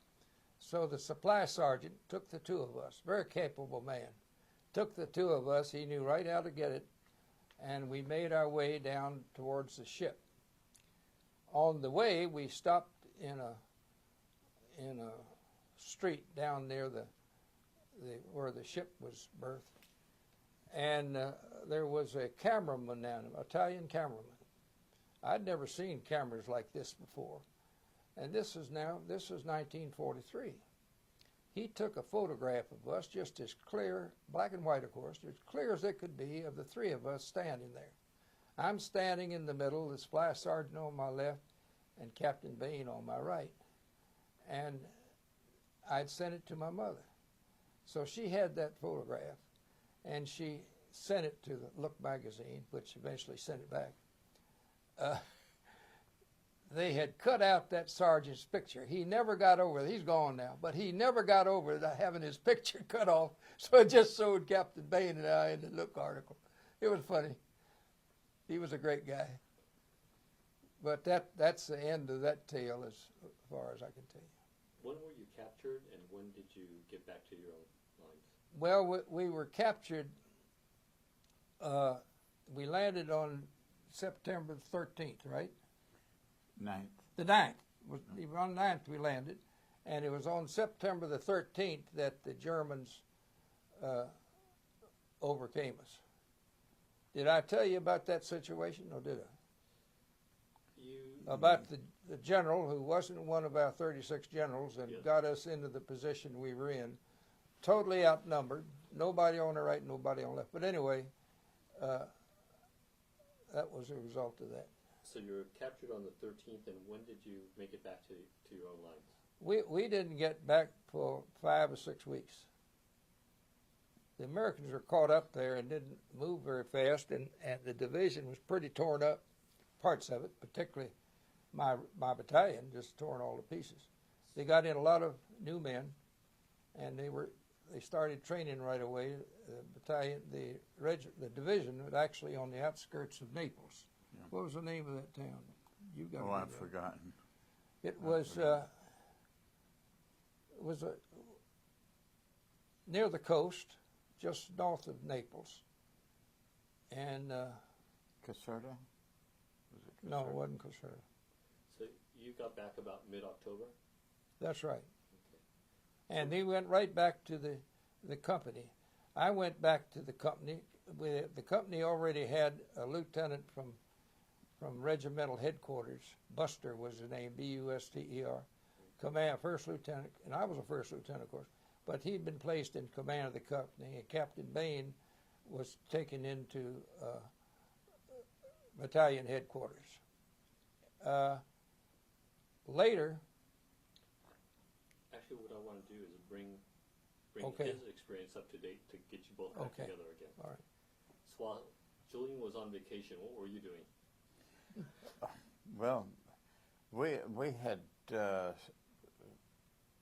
was probably about the 20th of September, and the Germans had pulled out, so we weren't doing anything but training.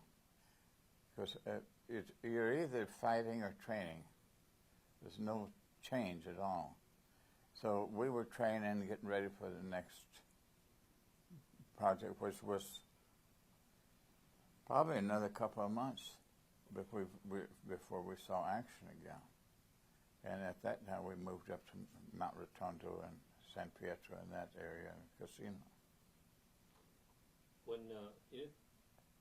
the towns that you were coming across, or the areas as you moved the Germans out, what was the disposition of the people that were there? What was their attitude? And Well, by that time, when we moved up from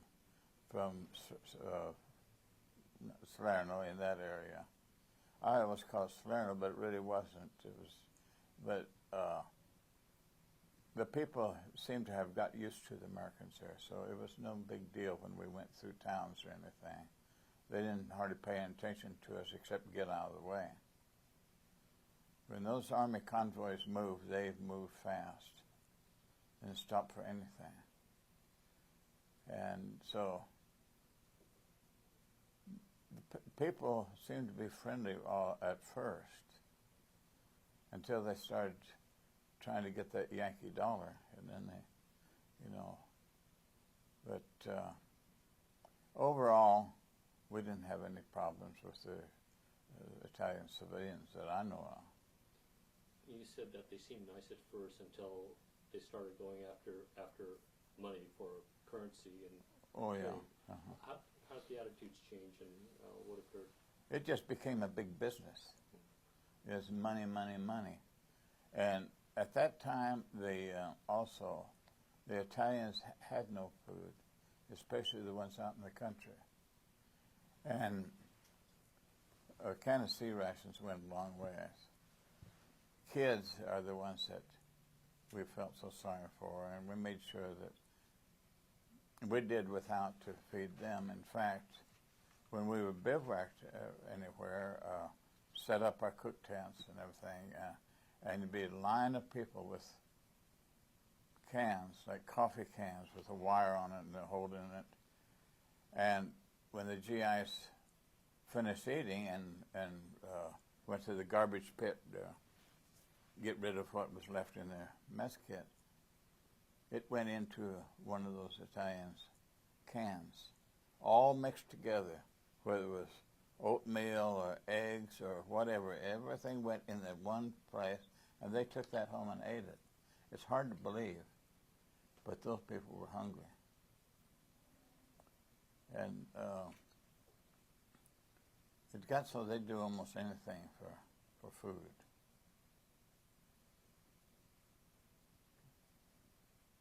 During the course of your training, after this last action, around the time that Julian got captured, you were training now, and what was the next action that you actually? The next action is when we grew up to north of Naples and the Volturno River up into Mount Rotondo and San Pietro in the Cassino area.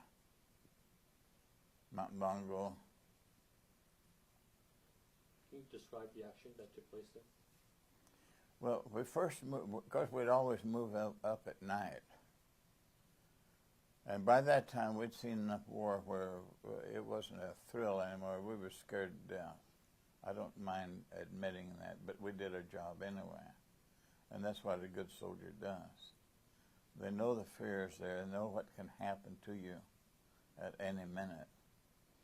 So we pulled up into Mount Rotondo, and my squad was on the right and forward.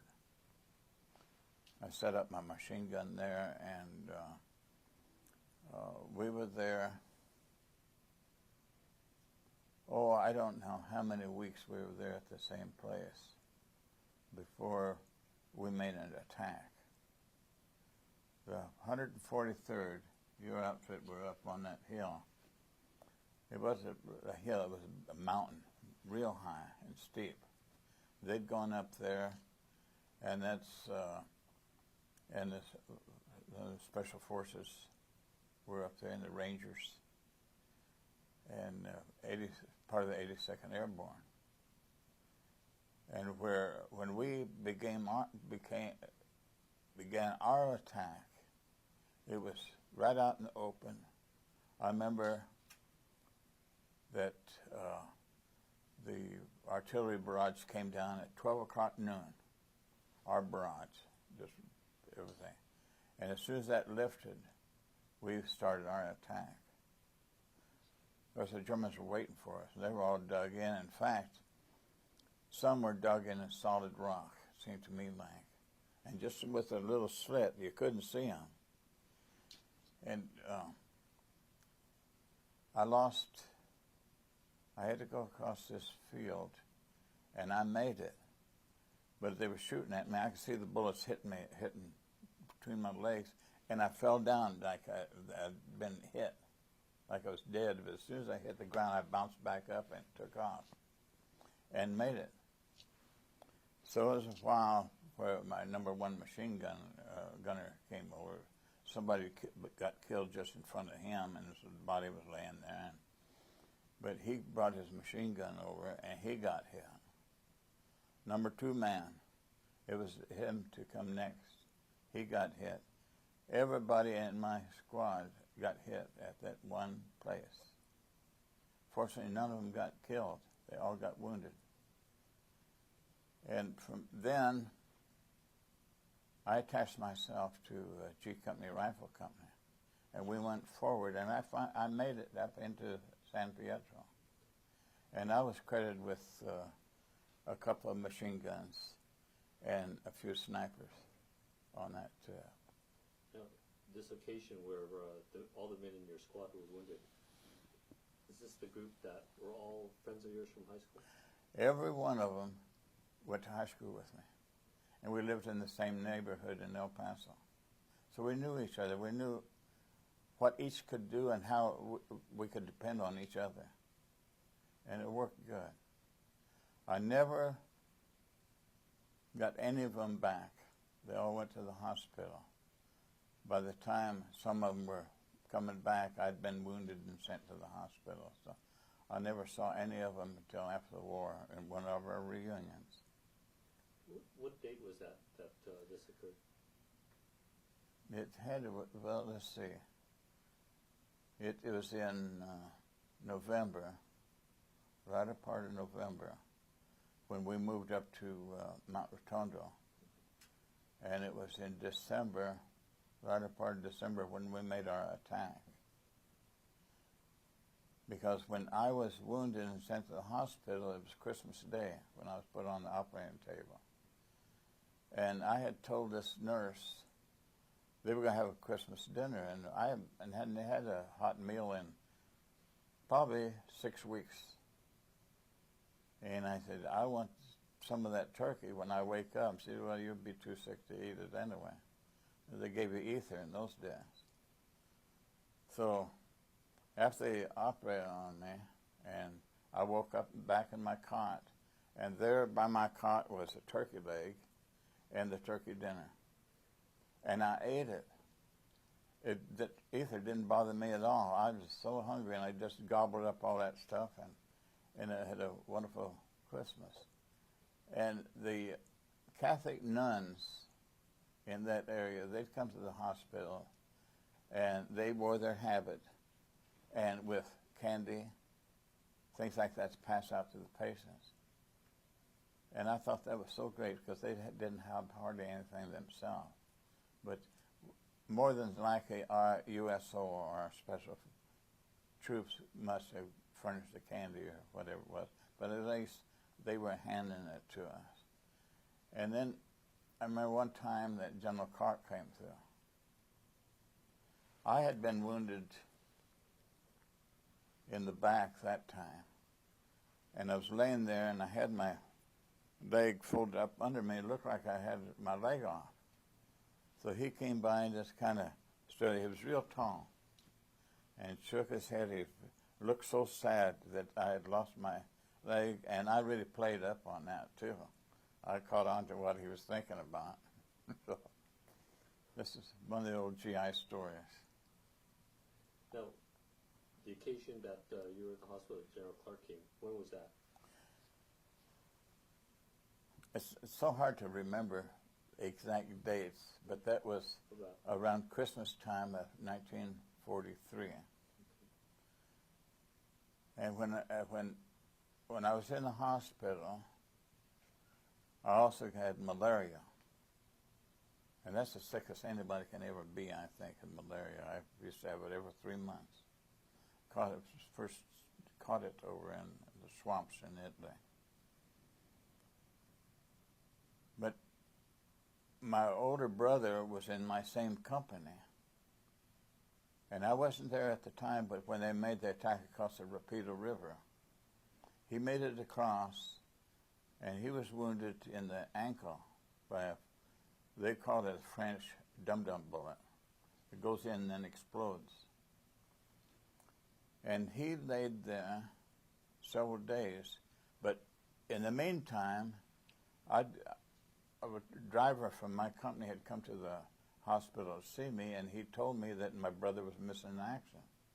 So I said, okay, you come by this tent. It was a tent hospital. Park right there exactly at noon. So about 10 minutes before 12, I started putting on my clothes, and the patients were looking at me and wondering what was going on. I walked out of those tent flaps at 12 o'clock. The Jeep was there. I got on, and we drove out with MPs yelling halt. But I reported back to the company, who were still on the front lines at the Rapido River. And the next day, the battalion commander called me and said, "We got to report that you're a deserter." I said, I don't know what to do with you. I said, "I don't care what you do with me, but I'm here."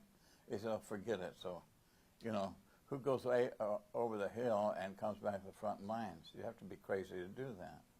By the way, the story of Captain Chapin that I told you about, where he was so loved by his company and stayed with them all the way through, he did the same thing. He went AWOL from the hospital and came back to the front lines, and that's when he was killed across the Rapido River. So we had people like that. I don't know whether you call it crazy or patriotic or just want to be with your buddies or don't like the hospital. I don't know. But at the time you do these things, you don't even think about it anyway. So I was with them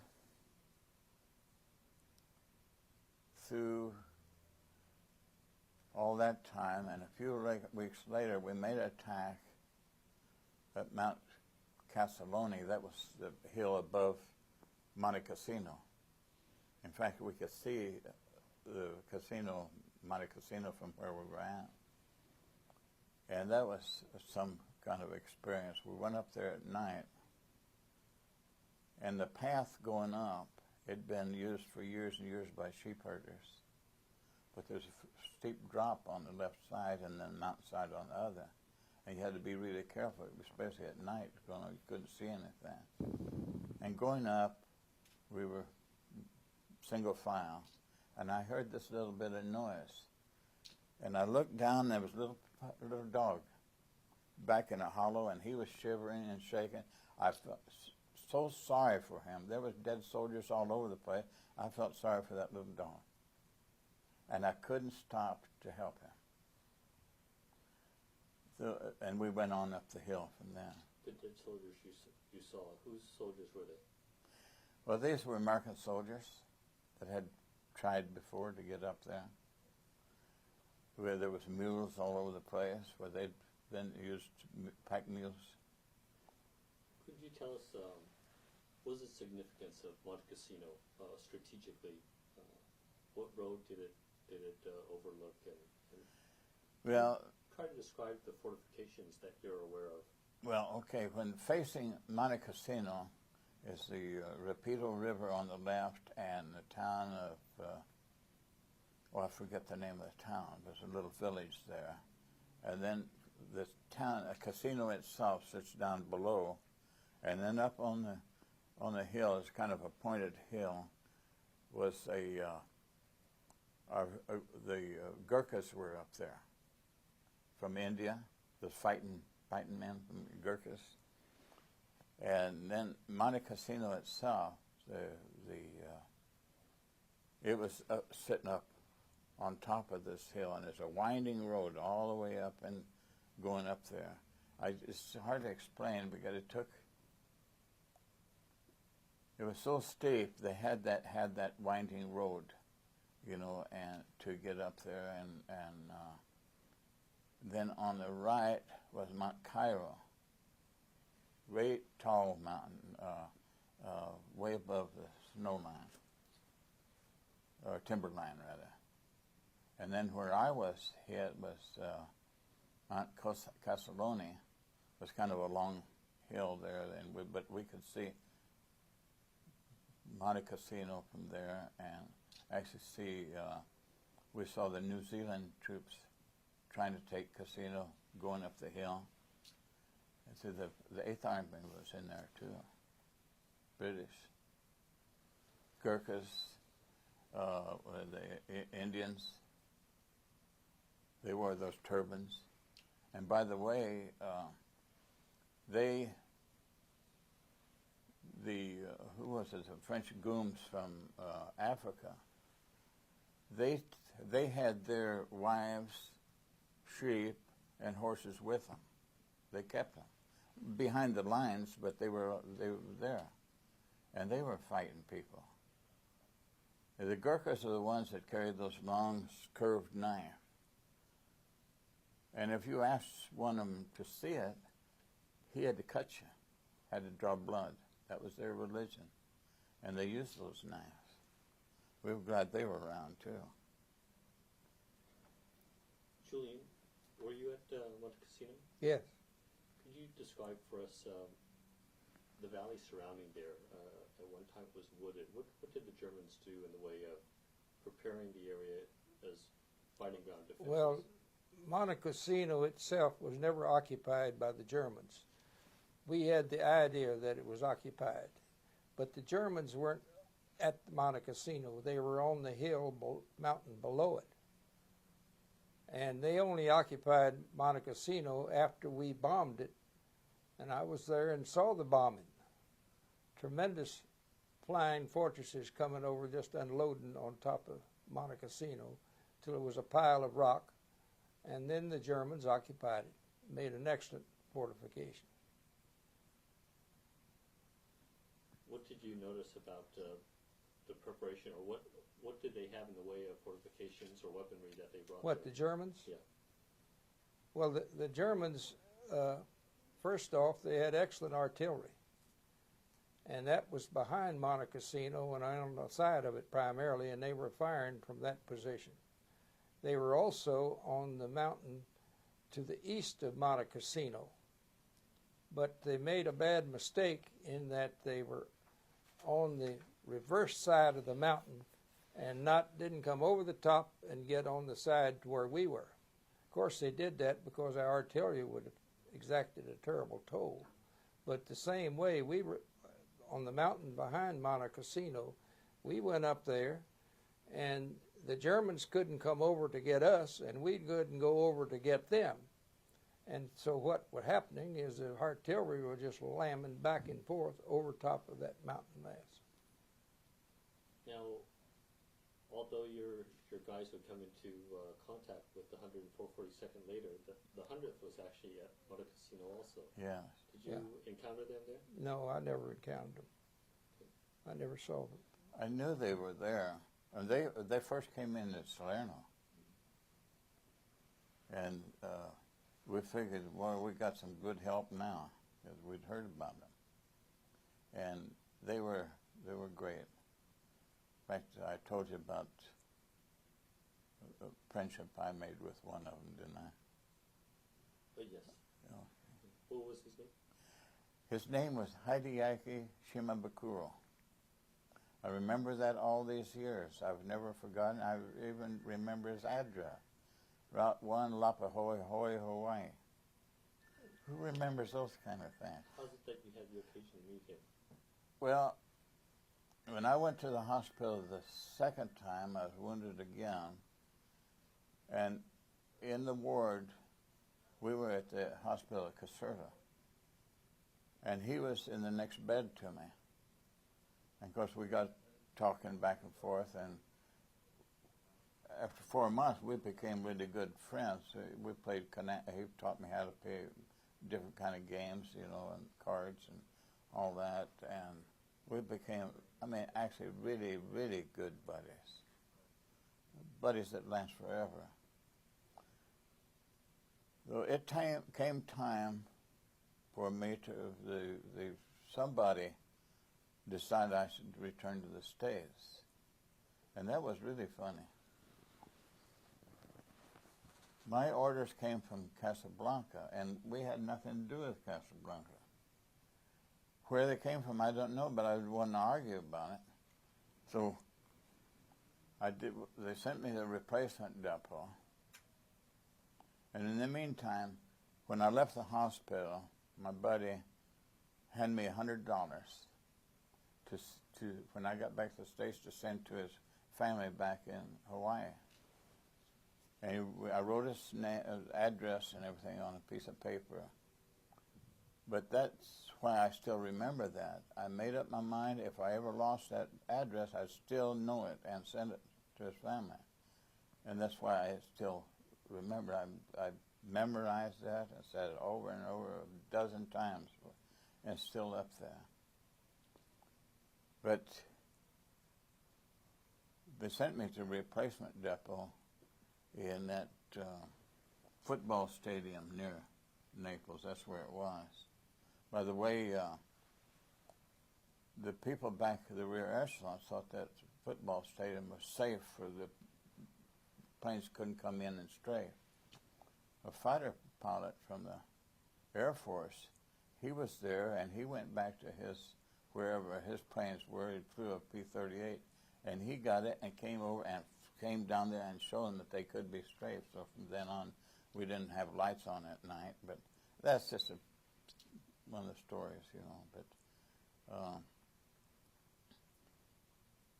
when I got back to the States, the first thing I did was buy a money order and send it to his brother in Hawaii. And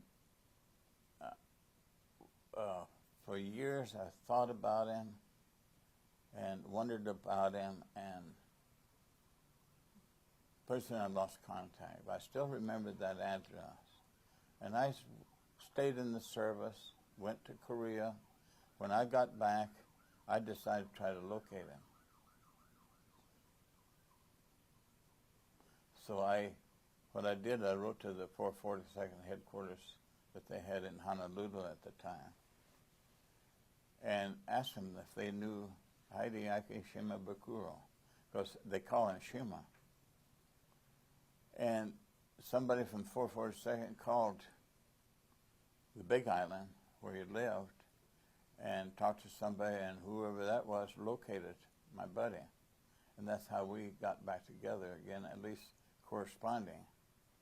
And we had planned to get together, but one year, when I was visiting Costa Rica, and when I came back, there was a message from me, from his brother, that my buddy had died. He was decorating a Christmas tree, fell off the ladder, broke his leg, got blood poison, and died just in a few days. So we never did get back together, but we were planning a big homecoming. Julian, after Monte Cassino, did you guys go to Rome? After Monte Cassino, by that time, I was Battalion S3. What does that mean? That's a plans and training officer. And during combat, you're up forward seeing that the battalion commander's orders are being carried out.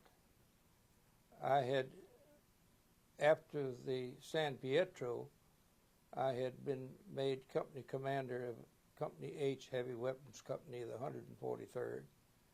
And Captain Bain, my good friend that I had escaped from the Germans with, was made Battalion S, had been made Battalion S3, and he got killed at the Rapido.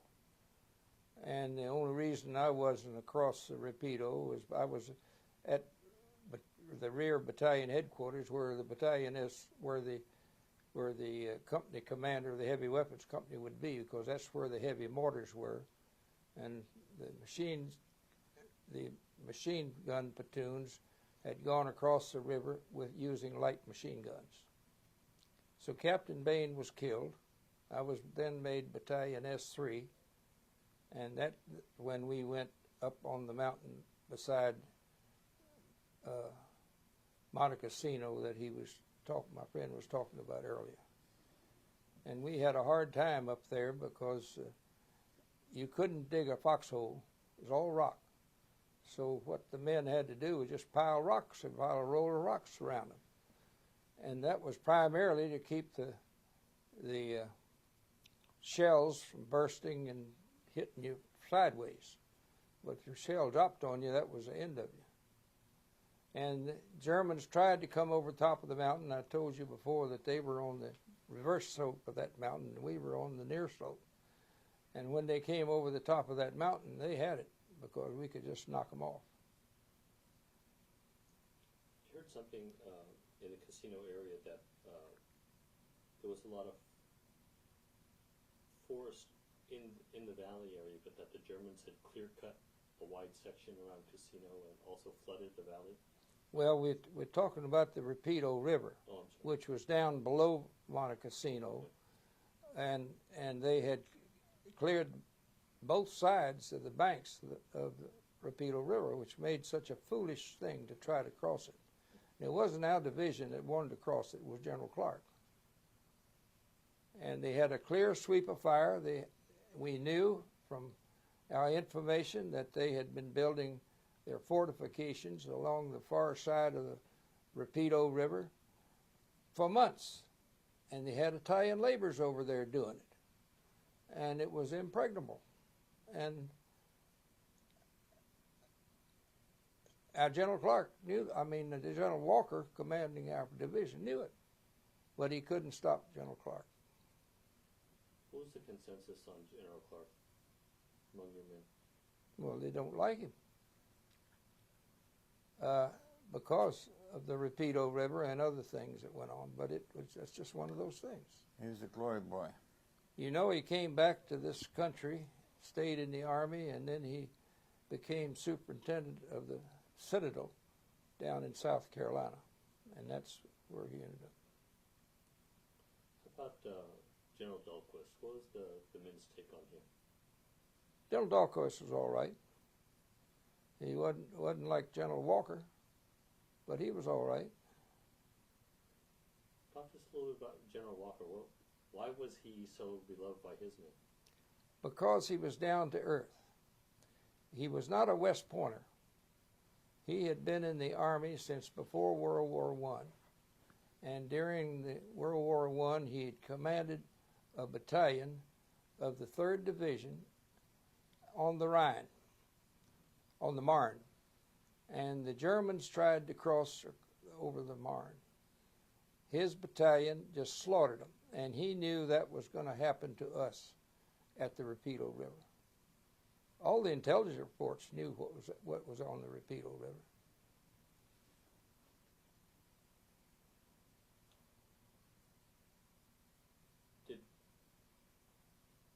With the losses that you guys took there, I know that the 100th also took quite a lot of losses there. Mm-hmm.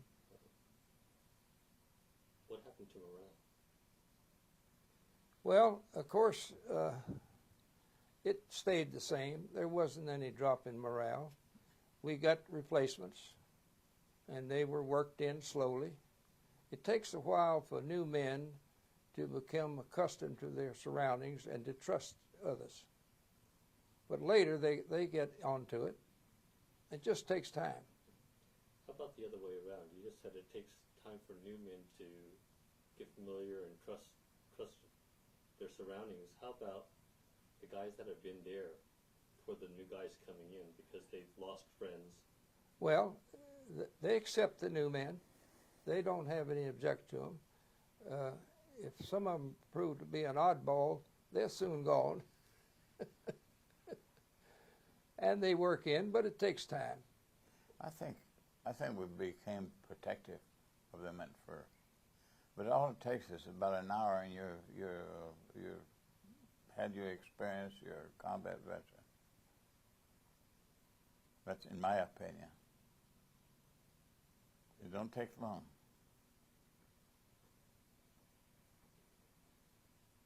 After moving to the Rome area, where'd you go?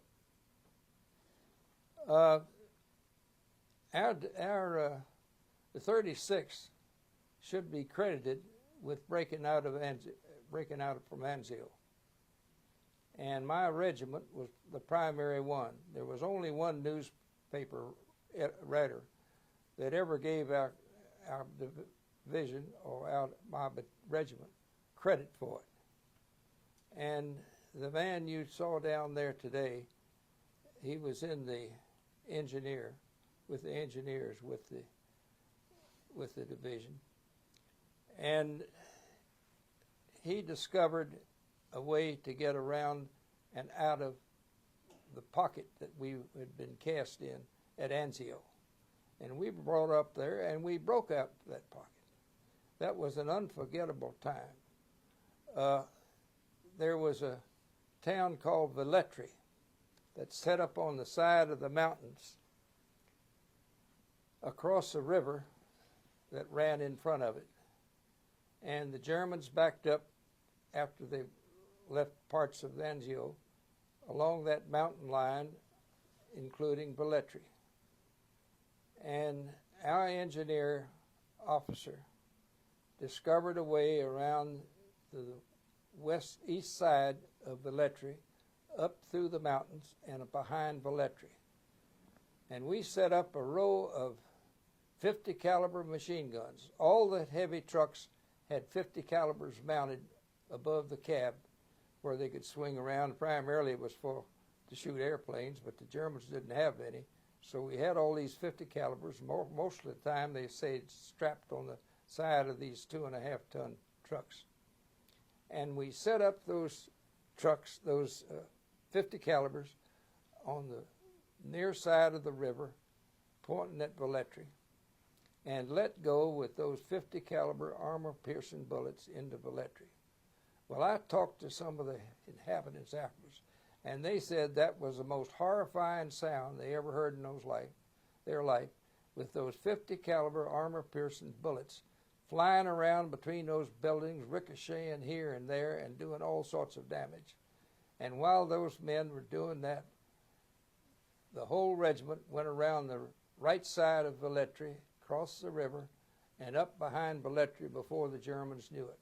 And so that's how we broke out of Anzio, for everybody. And then there was a race for Rome.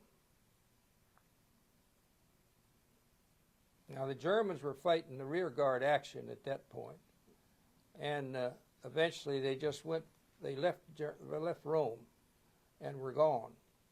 And I was in a convoy that went through Rome the first day that we went through it. The Italians, you didn't see many of them. They were all disappeared. And we went right by the Vatican, right by a wall. And on top of the wall, I was in a Jeep as Battalion S3 with a driver. And a man up on top of the wall yelled down to me, and it was the American envoy to the Vatican with his son. And I found some candy in the Jeep and threw it up to him I've forgotten his name now, up on the wall. But he'd been there since the war started. Did you have the opportunity to speak with him? Just yelling back and forth. He was high up on the wall. But then became the race north of Rome, which was a real rat race. And these American soldiers walked and walked and walked and walked. Didn't have enough trucks to take care of everybody. And we walked and walked and walked and fought roadblocks all along the way. When you say fought roadblocks, these were roadblocks? German roadblocks, yeah. just slowing us up till they could get set up.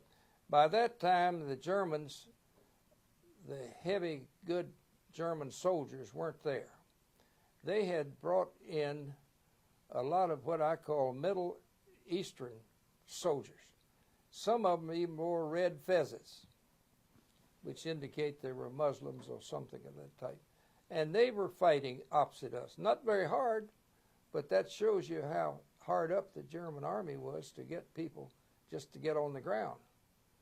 And they wouldn't slow us up too much. But they were there. These roadblocks, we've heard a lot of stories about Germans having occupied positions and setting up blockades or some deterrent as far as being able to just flow through and having zeroed in on a position. Well, that was always true. Yeah. One time before we got there, when we were still in before Monte Cassino, I was sitting up on low on the mountain, and I watched a British lorry with two men in it pull up to a crossroads, and they got out and started making tea by the side of the road. Well, in a few minutes, here came a German shell, and they would, all artillery did it this way. They'd fire a shell over, and then they'd fire one short, and then they'd put one right in the middle. Well, by the time they fired the second shot, they'd packed up their material and gone on. The second shot came and they weren't there. I'm just guessing. Might this have been 4 o'clock? I guess. The British were unusual people. They had their own life. Could you address that also, the idea of having areas that were either mined or zeroed in on? What was the effect for? Well, what I ran to, what really got me worse than anything, they're screaming Mimis. It was 8-barrel mortar.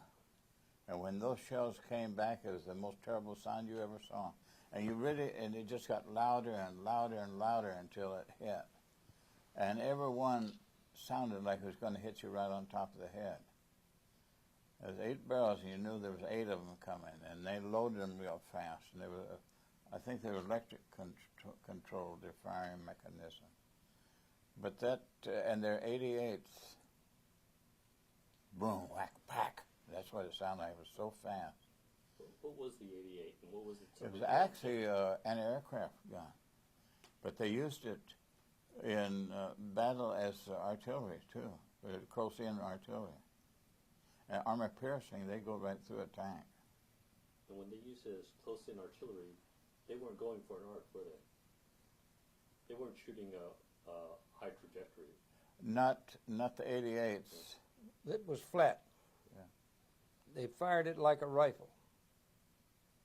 When we were on Mount Rotondo, which is a round mountain he was talking about, my company was right on the very top of it. We had released a company of the 3rd Division that their dead were all over there, and we finally got them to come get them. And I was still company executive officer. And Lieutenant Buster, that I talked about earlier, tall lieutenant from regimental headquarters, who had taken over the command when Captain Bain and I were gone. He went forward to check out something on the front slope. Unfortunately, for some stupid reason, he stood up on a huge boulder with his field glasses, binoculars, looking over towards the German position near San Pietro that he was talking about. And all of a sudden, an 88 came in. You could tell him. I wasn't there. I was back on the near side of it. And the 88 came in and landed probably 10 yards from him. But that was enough. A fragment of that hit him. They called me and said the lieutenant's been hit. And I went up there, and he was on the ground. I sat down on the ground and put his head in my lap, and he died with his head in my lap. It's just the way those... Now, those Germans are smart. They didn't fire many rounds. Why? Because of our artillery. We would check those rounds and where they came from. and have counter battery fire, and they'd been away with the 88. So it's just that one round all it needed. And look what it did. It killed the company commander. Captain Bain came back, and then came San Pietro. Well, I always felt good, not safe, but safer when our little observation planes were up there, artillery observation planes, and just real slow, they just fly around. And the Germans wouldn't fire when they were up there because they had instantly, our artillery would come back at us. Well, talking about observation planes reminds me of when we, after that matter with the lieutenant being killed and Captain Bain had come back, we had moved from that to a mountain right opposite San Pietro. And here came and the Germans were way over on the other side. They weren't anywhere close to us. And here came a German observation plane. Well, their planes were huge, unwieldy things that flew real slow, like a kite, by George. And he was down there below the mountaintops, sailing along, I guess looking, and all of a sudden, here came an American pursuit plane. Well, that pursuit plane couldn't get him. He was afraid to come down. He'd run into the mountainside. And I want you to know, I heard some men clapping and yelling for the German plane. It was sort of funny, little things like that. Those men would laugh at anything. Well, that pursuit plane couldn't do it. He tried and tried and tried, and finally left. Couldn't even come from some elevation, just try to strike it. Yeah, he couldn't get down in there. He was too fast. Talk to us about some of the different weaponry and armaments. You'd mentioned the Screaming Mimi. What other devices did the Germans use? Well, as far as their rifles are almost like ours. They had a bolt action, like a 30-06. What do they call that? A Mauser? Mauser. Yeah. And of course, non-commissioned officers carried a Luger, which was very highly prized. But that gun that he's talking about, the Mauser, couldn't fire as fast as an M1. No. But it was easier to carry than an M1. In what regard? According to weight, primarily. Yeah. The Mauser was more like a 06, probably a little heavier than an 06. Springfield. What was the comparative weight Mauser to an M1 rifle? About what was the weight? I can't tell you, except I know it was lighter, a lot lighter. What's a burp gun? Burp gun. I came back with a burp gun, and it's in the museum here. It was a fast automatic fire weapon. You fired it, had to be accurate with it. You had to fire it in bursts. Bip, bip, bip. Every now and then, some of our men would find one, and when we were behind the lines, they'd get back there and try firing that thing, and it was a burp. So that's what it sounded like. The bullets came out of there so fast that it wasn't accurate. They had to fire in little clips to be accurate with it. But it was a submachine gun, like our submachine, except it was better than our submachine gun. Well, I heard they fired 2,700 rounds a minute. But unbelievable. Something like that. To me, it sounded like a rattlesnake.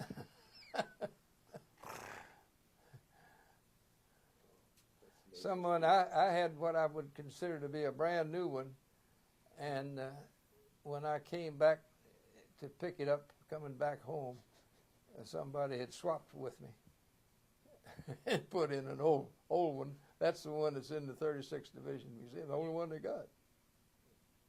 What's a bouncing Betty? That was a projectile in the ground that when you hit it, it would bounce up in the air and blow up.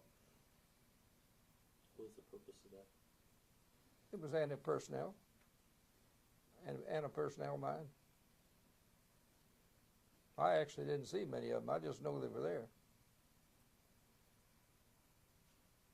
As opposed to, I've heard of people stepping on a mine and having that explode, and of course losing a foot at the very least. Mm-hmm. was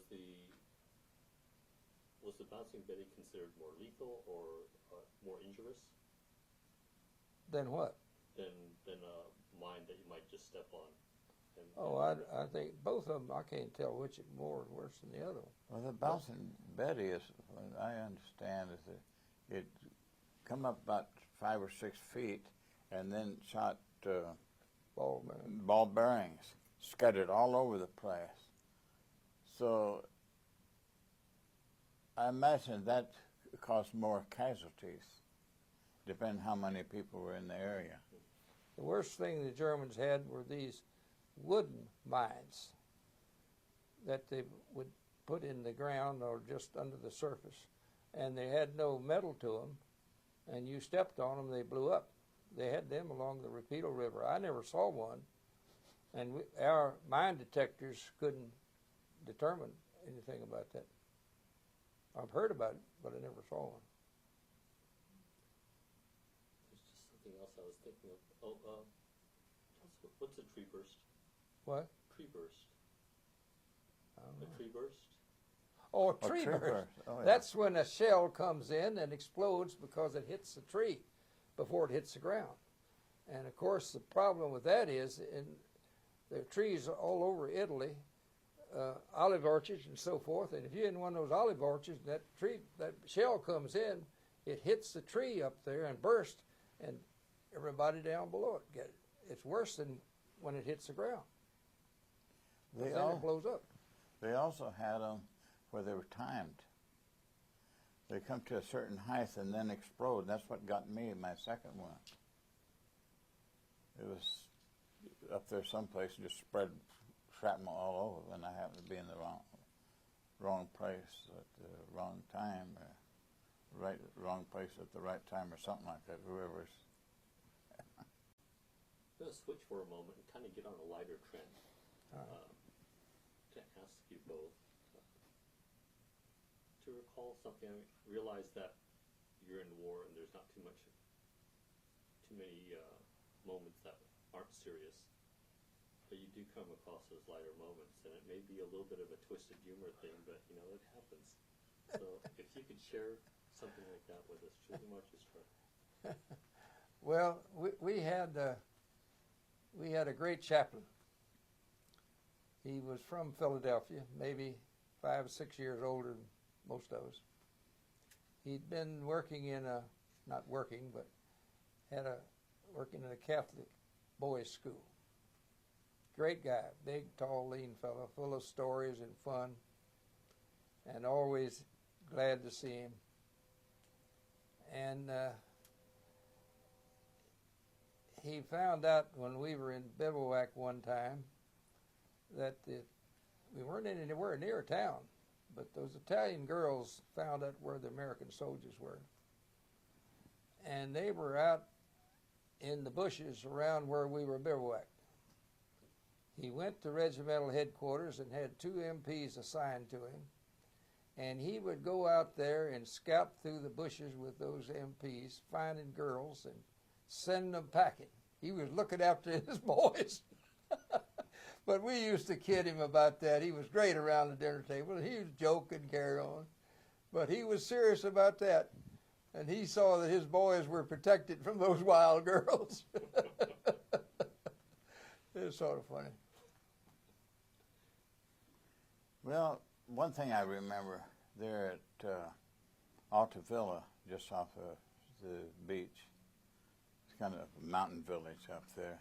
We just captured a German. In fact, he wanted to give up, I'm sure. But he was hiding there. I had all his equipment and everything with him. So through an interpreter, I told him, now, it's according to the Geneva Conference, we had to turn him over to Adolf Hitler, that Adolf Hitler was in the area. And, you know, I thought we had really had him scared, whether he believed me or not, but that's one of the things we had him going, that we're going to turn him over to Adolf Hitler. Geneva Conference. That's still GIs, you know. We just have a little fun with the guy. There's a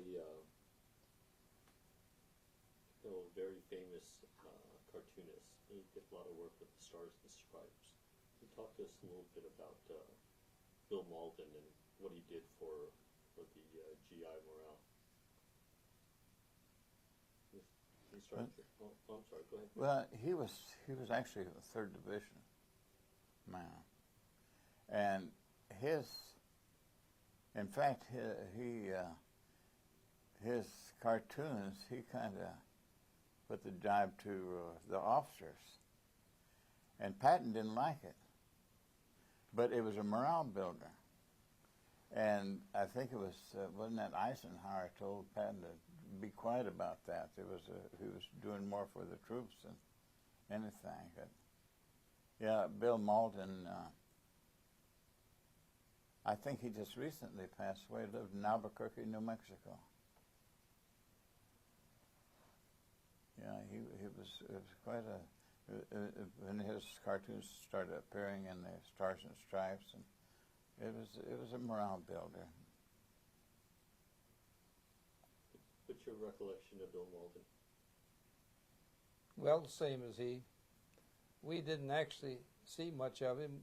We heard more about him when I came back to the States than over there. The Stars and Stripes newspaper we only got occasionally, but it was a good morale booster. But it did more for the rear echelon people than it did for those in the line. There was another correspondent over there. Everybody in the world's heard of him. Is Ernie Pyle. He was there at San Pietro, and he wrote a story about this captain from Temple in the 143rd, when they brought the body down to his people loved him so much, and I knew the soldier that brought him down on the back of a mule off that mountain, and it was a really sad situation. I'm talking about this captain that was killed.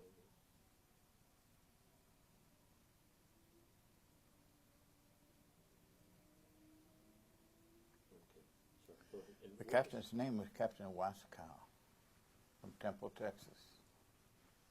And he was killed up on that mountain above San Pietro. Hill 1205. 1205 is what it was.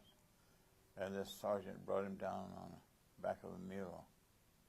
And Ernie Pyle really, because he could really write stories, it really got you right in the heart. And he wrote about the tears and everything of this sergeant coming down and brought the body and laid him down and then walked off. What was the name of the sergeant?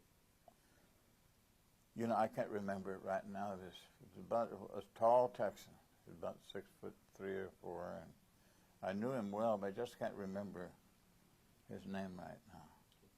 And he used to come to our reunions, and he died probably about 10 years ago. We hear about entertainers trying to go out and add a little bit of levity or entertainment to the troops. Have either of you experienced going to a USO show? I never saw any. In the hospital I saw him, you know, when they'd come through, but that was a safe place. That was 30 or 40 miles back. John Garfield came through, and Eddie Foy Jr., and they came through our ward where I was at, and this sergeant told him, "You want to join us, Johnny? You know, for dinner." And, well, I'm up for the draft. They'll be getting me pretty soon. You know, he got all flustered, and actually, poor guy, John Garfield, just asking for lunch, but, you know, in those days, 4F had a bad name. 4F. What does 4F stand for? That was in the draft category. 4F was didn't physically disqualified for active duty or duty at all.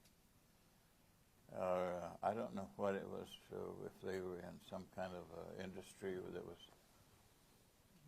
was more advantage to stay in that industry for the war effort or not. But I think 4F was the physical disability. How important was mail in your life? Very important. We all got, we called them V-Mail, victory mail. I've still got a number of copies of letters from my mother, and have copies of letters that I had sent her and she kept. And it was very important. We had a mail orderly in F Company that was killed right beside me when the Germans blindsided us at Paestum. And he was quite a character. You never knew when he was telling the truth. He had these tall tales. His biggest tales was during the Depression. He would go through towns in Texas cutting hair. He was also a barber. And he'd go to the street corner in a small town and set up shop. And because he was cheaper than the local barber, he kept cutting hair. The local barber found the constable to send him on to the next town. That was one of his stories. So he was killed close enough for me to touch. What did the news from home, did it give you a sense of allowing you to get your mind off of where you were and just catch up at home, or what role did that play mentally for you? Well, I think it was very important to soldiers to receive mail. And this man, he kept busy with his mail. You know, when we wrote letters, we would write them on letter size stationery, more or less, and gave them to him, and then the post office would convert those into small printed matters, and they would go in regular mail in the United States. Didn't take up so much space. No, they ended up being about this size. And when you say they converted it, did they do some kind of a copy reduction or rewrite it? No, they photographed it and reduced it in size. So even though it really is very legible, but it was much smaller than what you wrote. And of course, when people at home got onto the idea of typing these letters, and that way they could put more print in that one sheet than you could write with longhand. It still took weeks for that letter to get Oh, home. yeah. And a lot of times, at once, a family received a letter from their son or father, uncle, whatever it was, he might have been already a casualty. Sometimes it's six weeks. Lots of things happen in 6 weeks during wartime.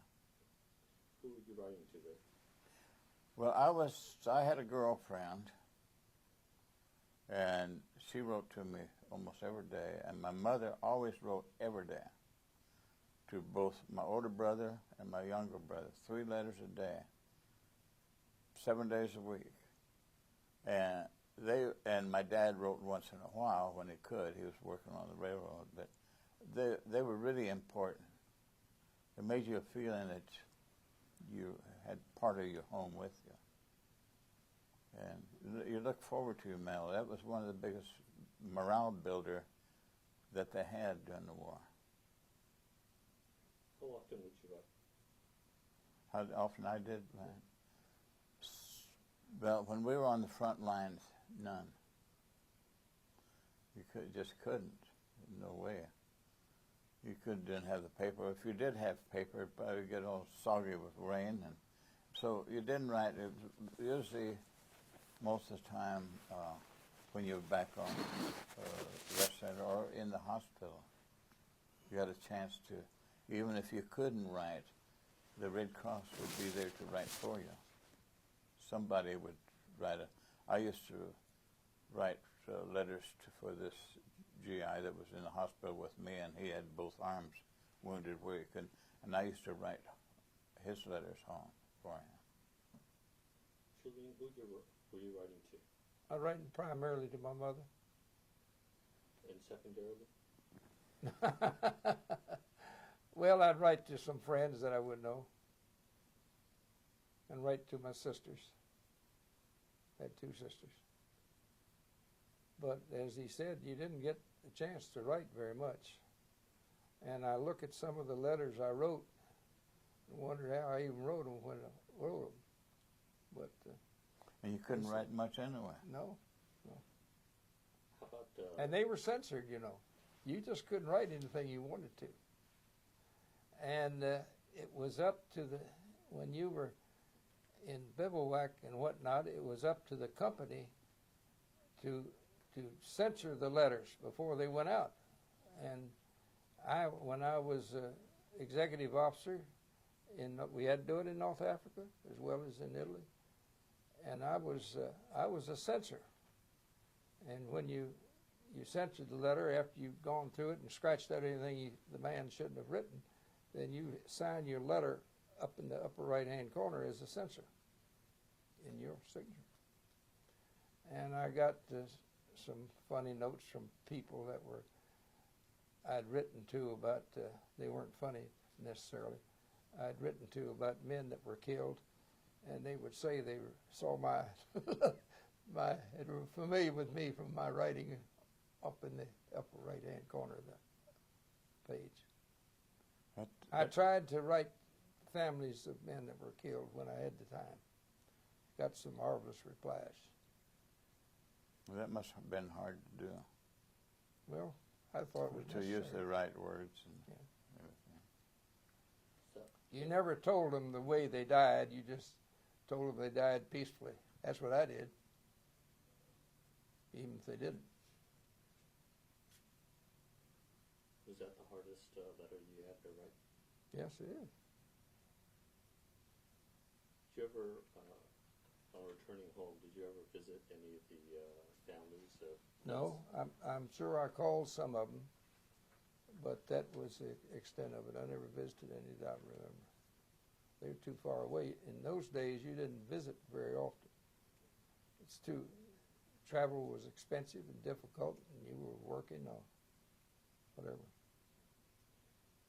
You mentioned that that orders came through to send home any POWs, former POWs. Escape POWs. Okay. Yeah. When did that order come through and affect you? When did you? Well, we were north of Rome, and we had just paused, and shortly after I left, the whole division returned down near Naples to prepare for southern France. Of course, I didn't know that southern France was coming, and I felt real gratified that the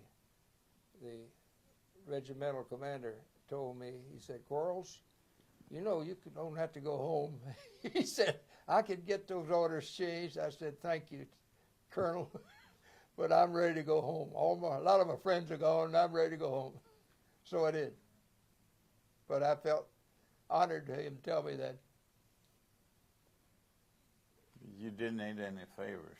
And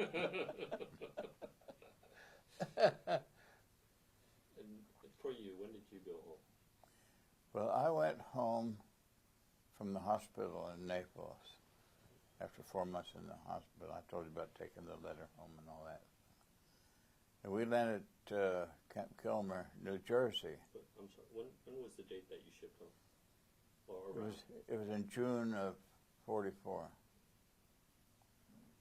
And we landed at Camp Kilmer and got put on the train there for El Paso. That's where everybody was going, to El Paso. And I think it was in Hot Springs, Arkansas, when the train stopped.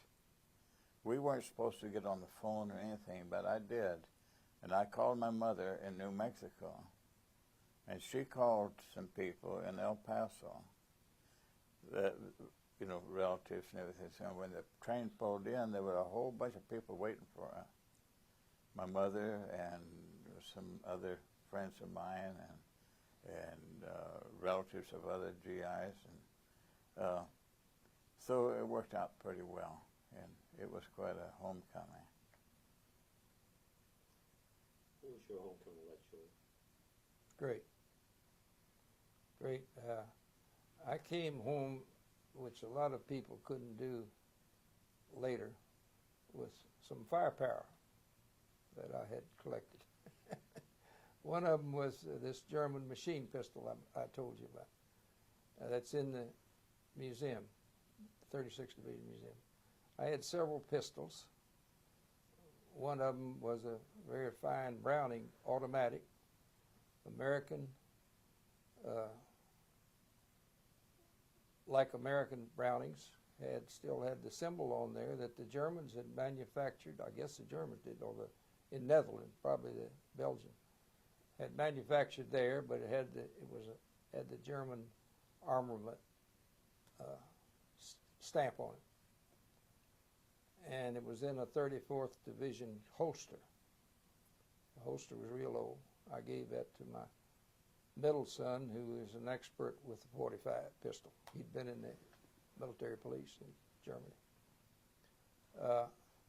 I also had a gun that I got off of a German machine gun crew that 3 of us took down up above Rome, and several other items I brought back.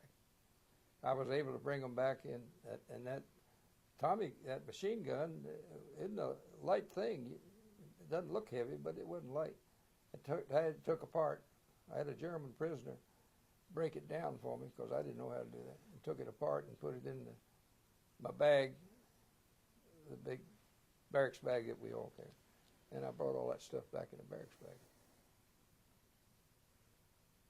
Who did you first see from your family when you returned? What's that? Who did you first see from your family when you returned?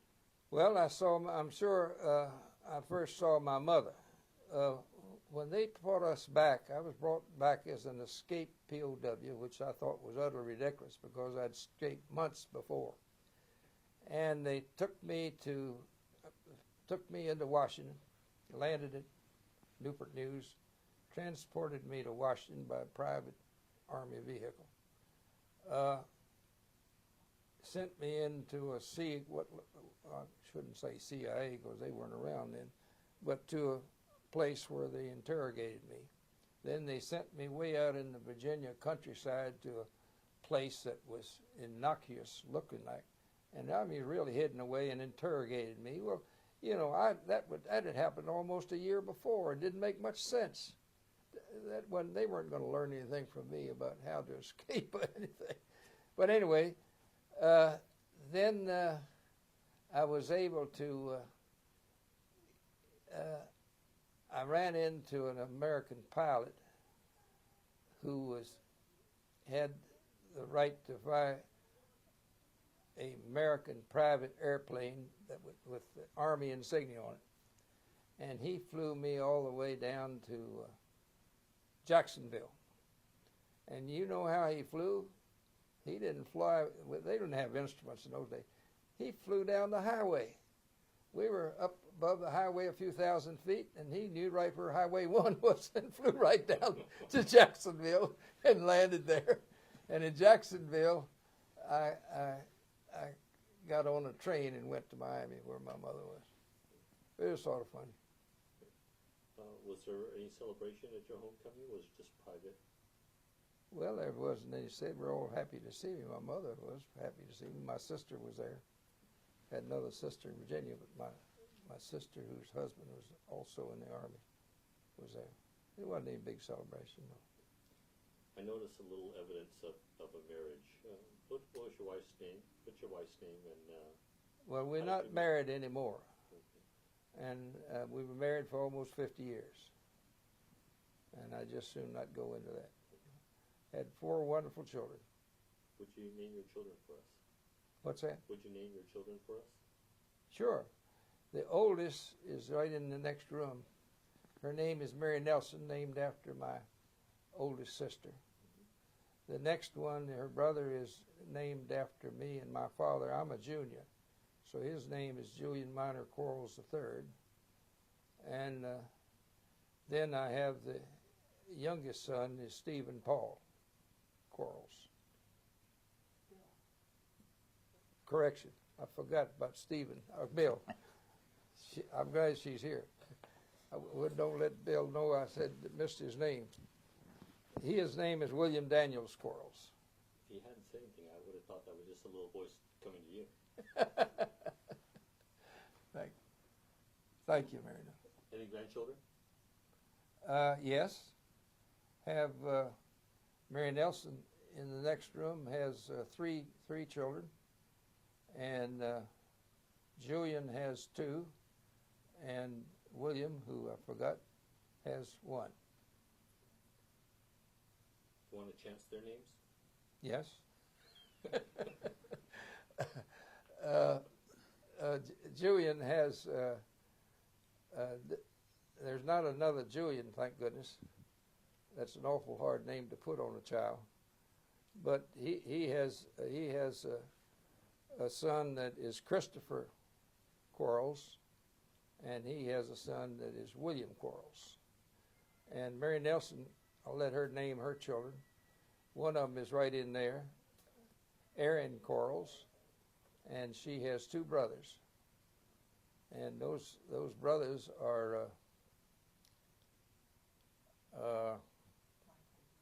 Michael, Julian, and Daniel Quayles. Daniel O'Dowd. Good Irish name. Right. I was hoping you wouldn't ask me all those. There's the one more, right? What's that? A third grandchild?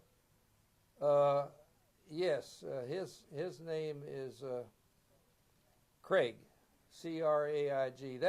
That son married an English girl. He was in the army long after World War II. Served in Germany. Met this beautiful English girl over there, and they have this one son, Craig. Just entered high school. Ray, how about your family? Well, my wife's name's Joyce. We've been married 60 years. And we had 4 children. Our oldest named Tony, she was a daughter, and she was born in Okinawa when I was stationed over there, and Joyce had come over there. The next one was Peggy. She was born in Camp Carson, Colorado. No, she wasn't. She was born at Hamilton Air Force Base, California. Our oldest son, Ray Jr., was born in Colorado Springs at Camp Carson. And our youngest son was born in Alaska at the Air Force Base there. And grandchildren, I was hoping you didn't ask me all those technical questions. Your youngest son, what was his name? Richard. He was born in Elmendorf Air Force Base, Anchorage, Alaska. Now, you ready for the grandchild partlet or not? Well, my oldest daughter, Toni, T-O-N-I, Toni Lee, she has two children, a daughter, Stacy, and a son, Nicholas, we call him Nicky. And my next daughter, Peggy, has Heather, a daughter Heather, and a son John. Ray, my son Ray, has one daughter, Hyacinth. And my youngest son, he's married to a Costa Rican girl, and he lives in Costa Rica, but they have no children. As far as great-grandchildren, there's a whole bunch of them. And I'm afraid I just can't name them all. I won't put you through that one. No. What, how did you meet your wife, and what did you find Well, about her? It was in El Paso, Texas. I was stationed there. And I know you wouldn't remember. You might remember when the Freedom Train came through with the Declaration of Independence and all that. Well, the train was there, and I was on duty there as a military policeman, another guy and I. And we kind of controlled the crowd, and we lined up all the people to go on the train, and we saw these two beautiful girls there being GIs, you know, and so we started talking to them and got acquainted, and one thing led to another, and after we went through the train, saw all those Declaration of Independence and all the historical things that were in there. We got a date with them, but I was dating the friend. But it wasn't long before we started looking at each other and, hey, this isn't going to work. So Joyce and I got together, and she was only 19, and I think I was 22 at the time. But I'd been in the service so long, I looked older, I guess. But anyway, it wasn't long after that we got married. Just a few months, and it lasted, 60 years of it. And she was a typical military wife. First she came over to Okinawa, and then when I was in Germany, stationed there, by that time we had 3 kids, and she brought them all over there all by herself. And that was quite an experience. When she got into Frankfurt, all the husbands were there meeting their families except me. There she was with 3 little children. Didn't have any German money, couldn't speak a word of German. And of course she was worried sick. But there was a lieutenant from the housing office there who took her to the military hotel. And I had been at our housing office near Munich, talking to them, trying to find out when she was coming in and all that, and they were talking on the phone and everything. That's the way I found out she was there. So I lived about 40 miles out of Munich, and I jumped in my 1933 Mercedes and took off from Munich, and I caught the last train out that night and arrived in Frankfurt at her hotel about 3 o'clock in the morning, 3 or 4 o'clock in the morning, and knocked on that door, and what a relief it was for her. So the next morning we got the train, went back to my base, and then took her to where they had given me a house to live in. It was a 26-room house, winding stairway, 6-acre lawn. I had furnished a lawn boy to take care of the yard and everything, and it had belonged to the town mayor, but we were occupation forces, so they just moved that family out and moved us in. You had mentioned actually an instance with your car, because you left it in what kind of a zone?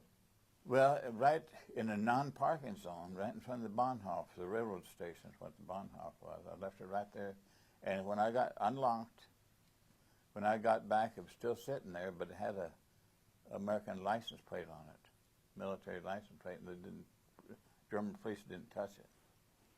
So it was okay. And I didn't know whether it was going to be there or not, but I didn't have time to find a parking place. I just ran into the Bahnhof, hopped on the train, didn't even get a ticket for the conductor. So did you serve out a full career in the military?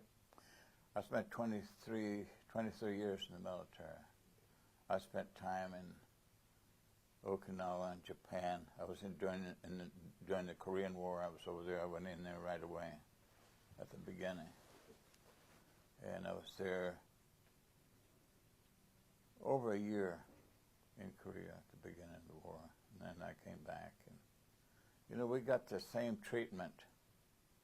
When I came back, we got the same treatment that the Vietnam veterans got when they came back. And I felt sorry for the young GIs when they were coming back. They expected to come back to welcoming everything.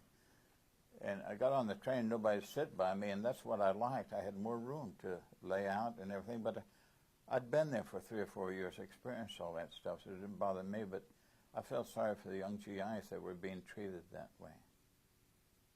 In fact, those people, they didn't know they were doing me a favor. So anyway, I caught that train and met my wife and her mother, and our little kid was waiting for me in North Dakota when I got off the train. What year did you retire from the military? I retired in 1963, and then I went right to work at the U.S. Mint in Denver, and I retired there in '83 as the head of the cash division. Good group to do it. Yeah. Julian, what did you do after you returned stateside? Well, I graduated from college in 1939 at the University of Miami. When I came back, I decided I didn't want to work for CIT Corporation anymore or anybody else. So under the GI Bill, I went to law school. I spent a year at the University of Virginia and then transferred to the University of Miami and started practicing law there in 1951 until I retired 11 years ago now and moved back to Virginia, 25 miles from where I was born.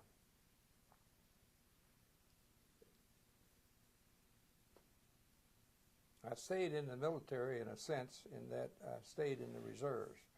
When I left the Army, I'd been promoted to major.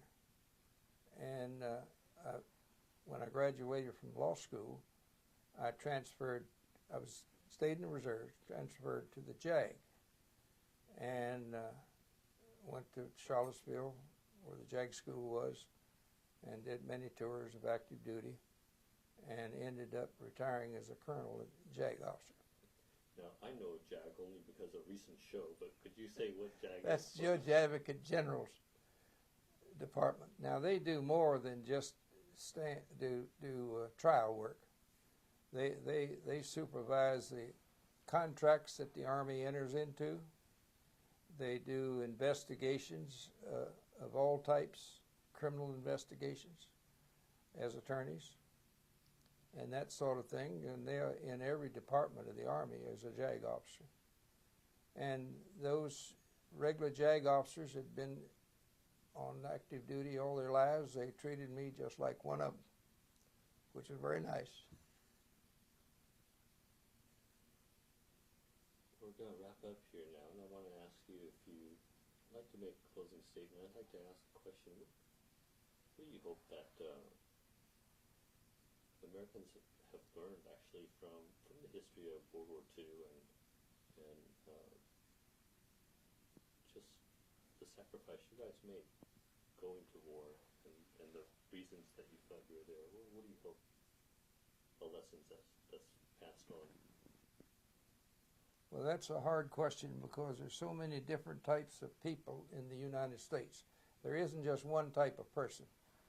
There are conservatives, and they're the opposite of conservatives. I'm a conservative, and I look forward to the time that the conservatives will again be in charge of the government and stop the foolishness that these senators and representatives do in Washington. They waste our money, and they waste us with the things they argue about and the things they do.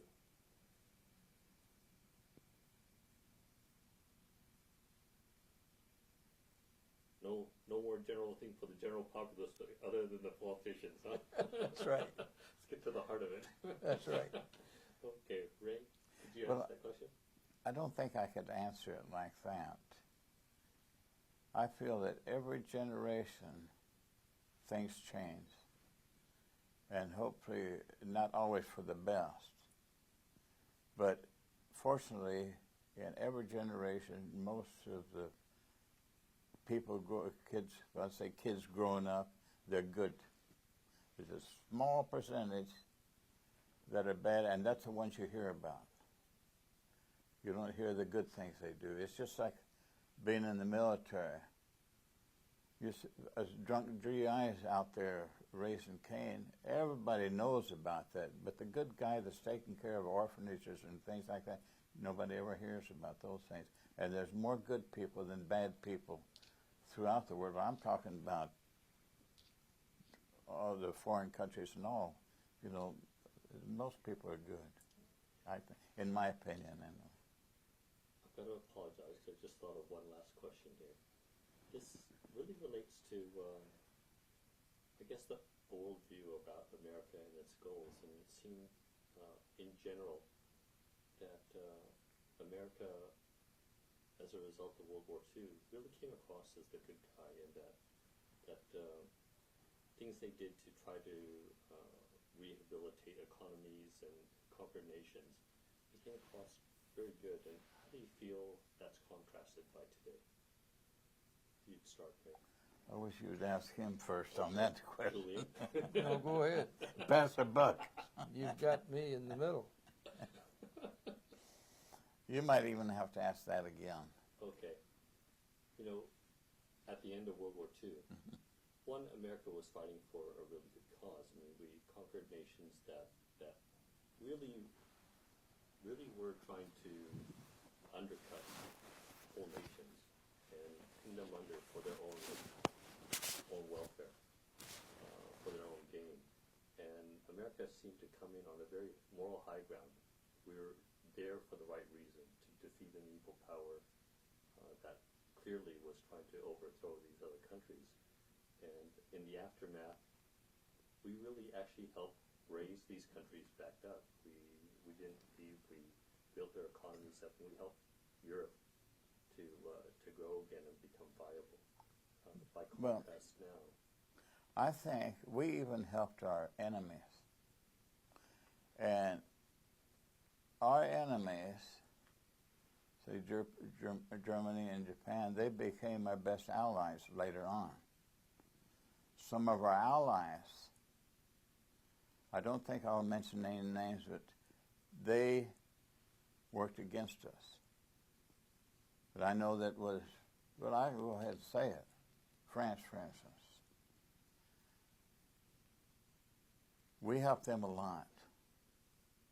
And I'm talking about the people in the cities, not the countries where we went through. They still have monuments, building monuments to us, celebrations for the Americans and all that.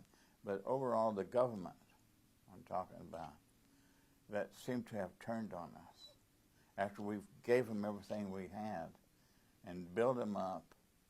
And, you know, after the war that I heard, now I don't know whether that's true or not, that France charged our government for every GI that set foot in France after the war, during the occupations. Now whether it's true or not, I don't know. Maybe I shouldn't have said that because I don't know for sure. But that was the rumor. And Japan and Germany are still our friends.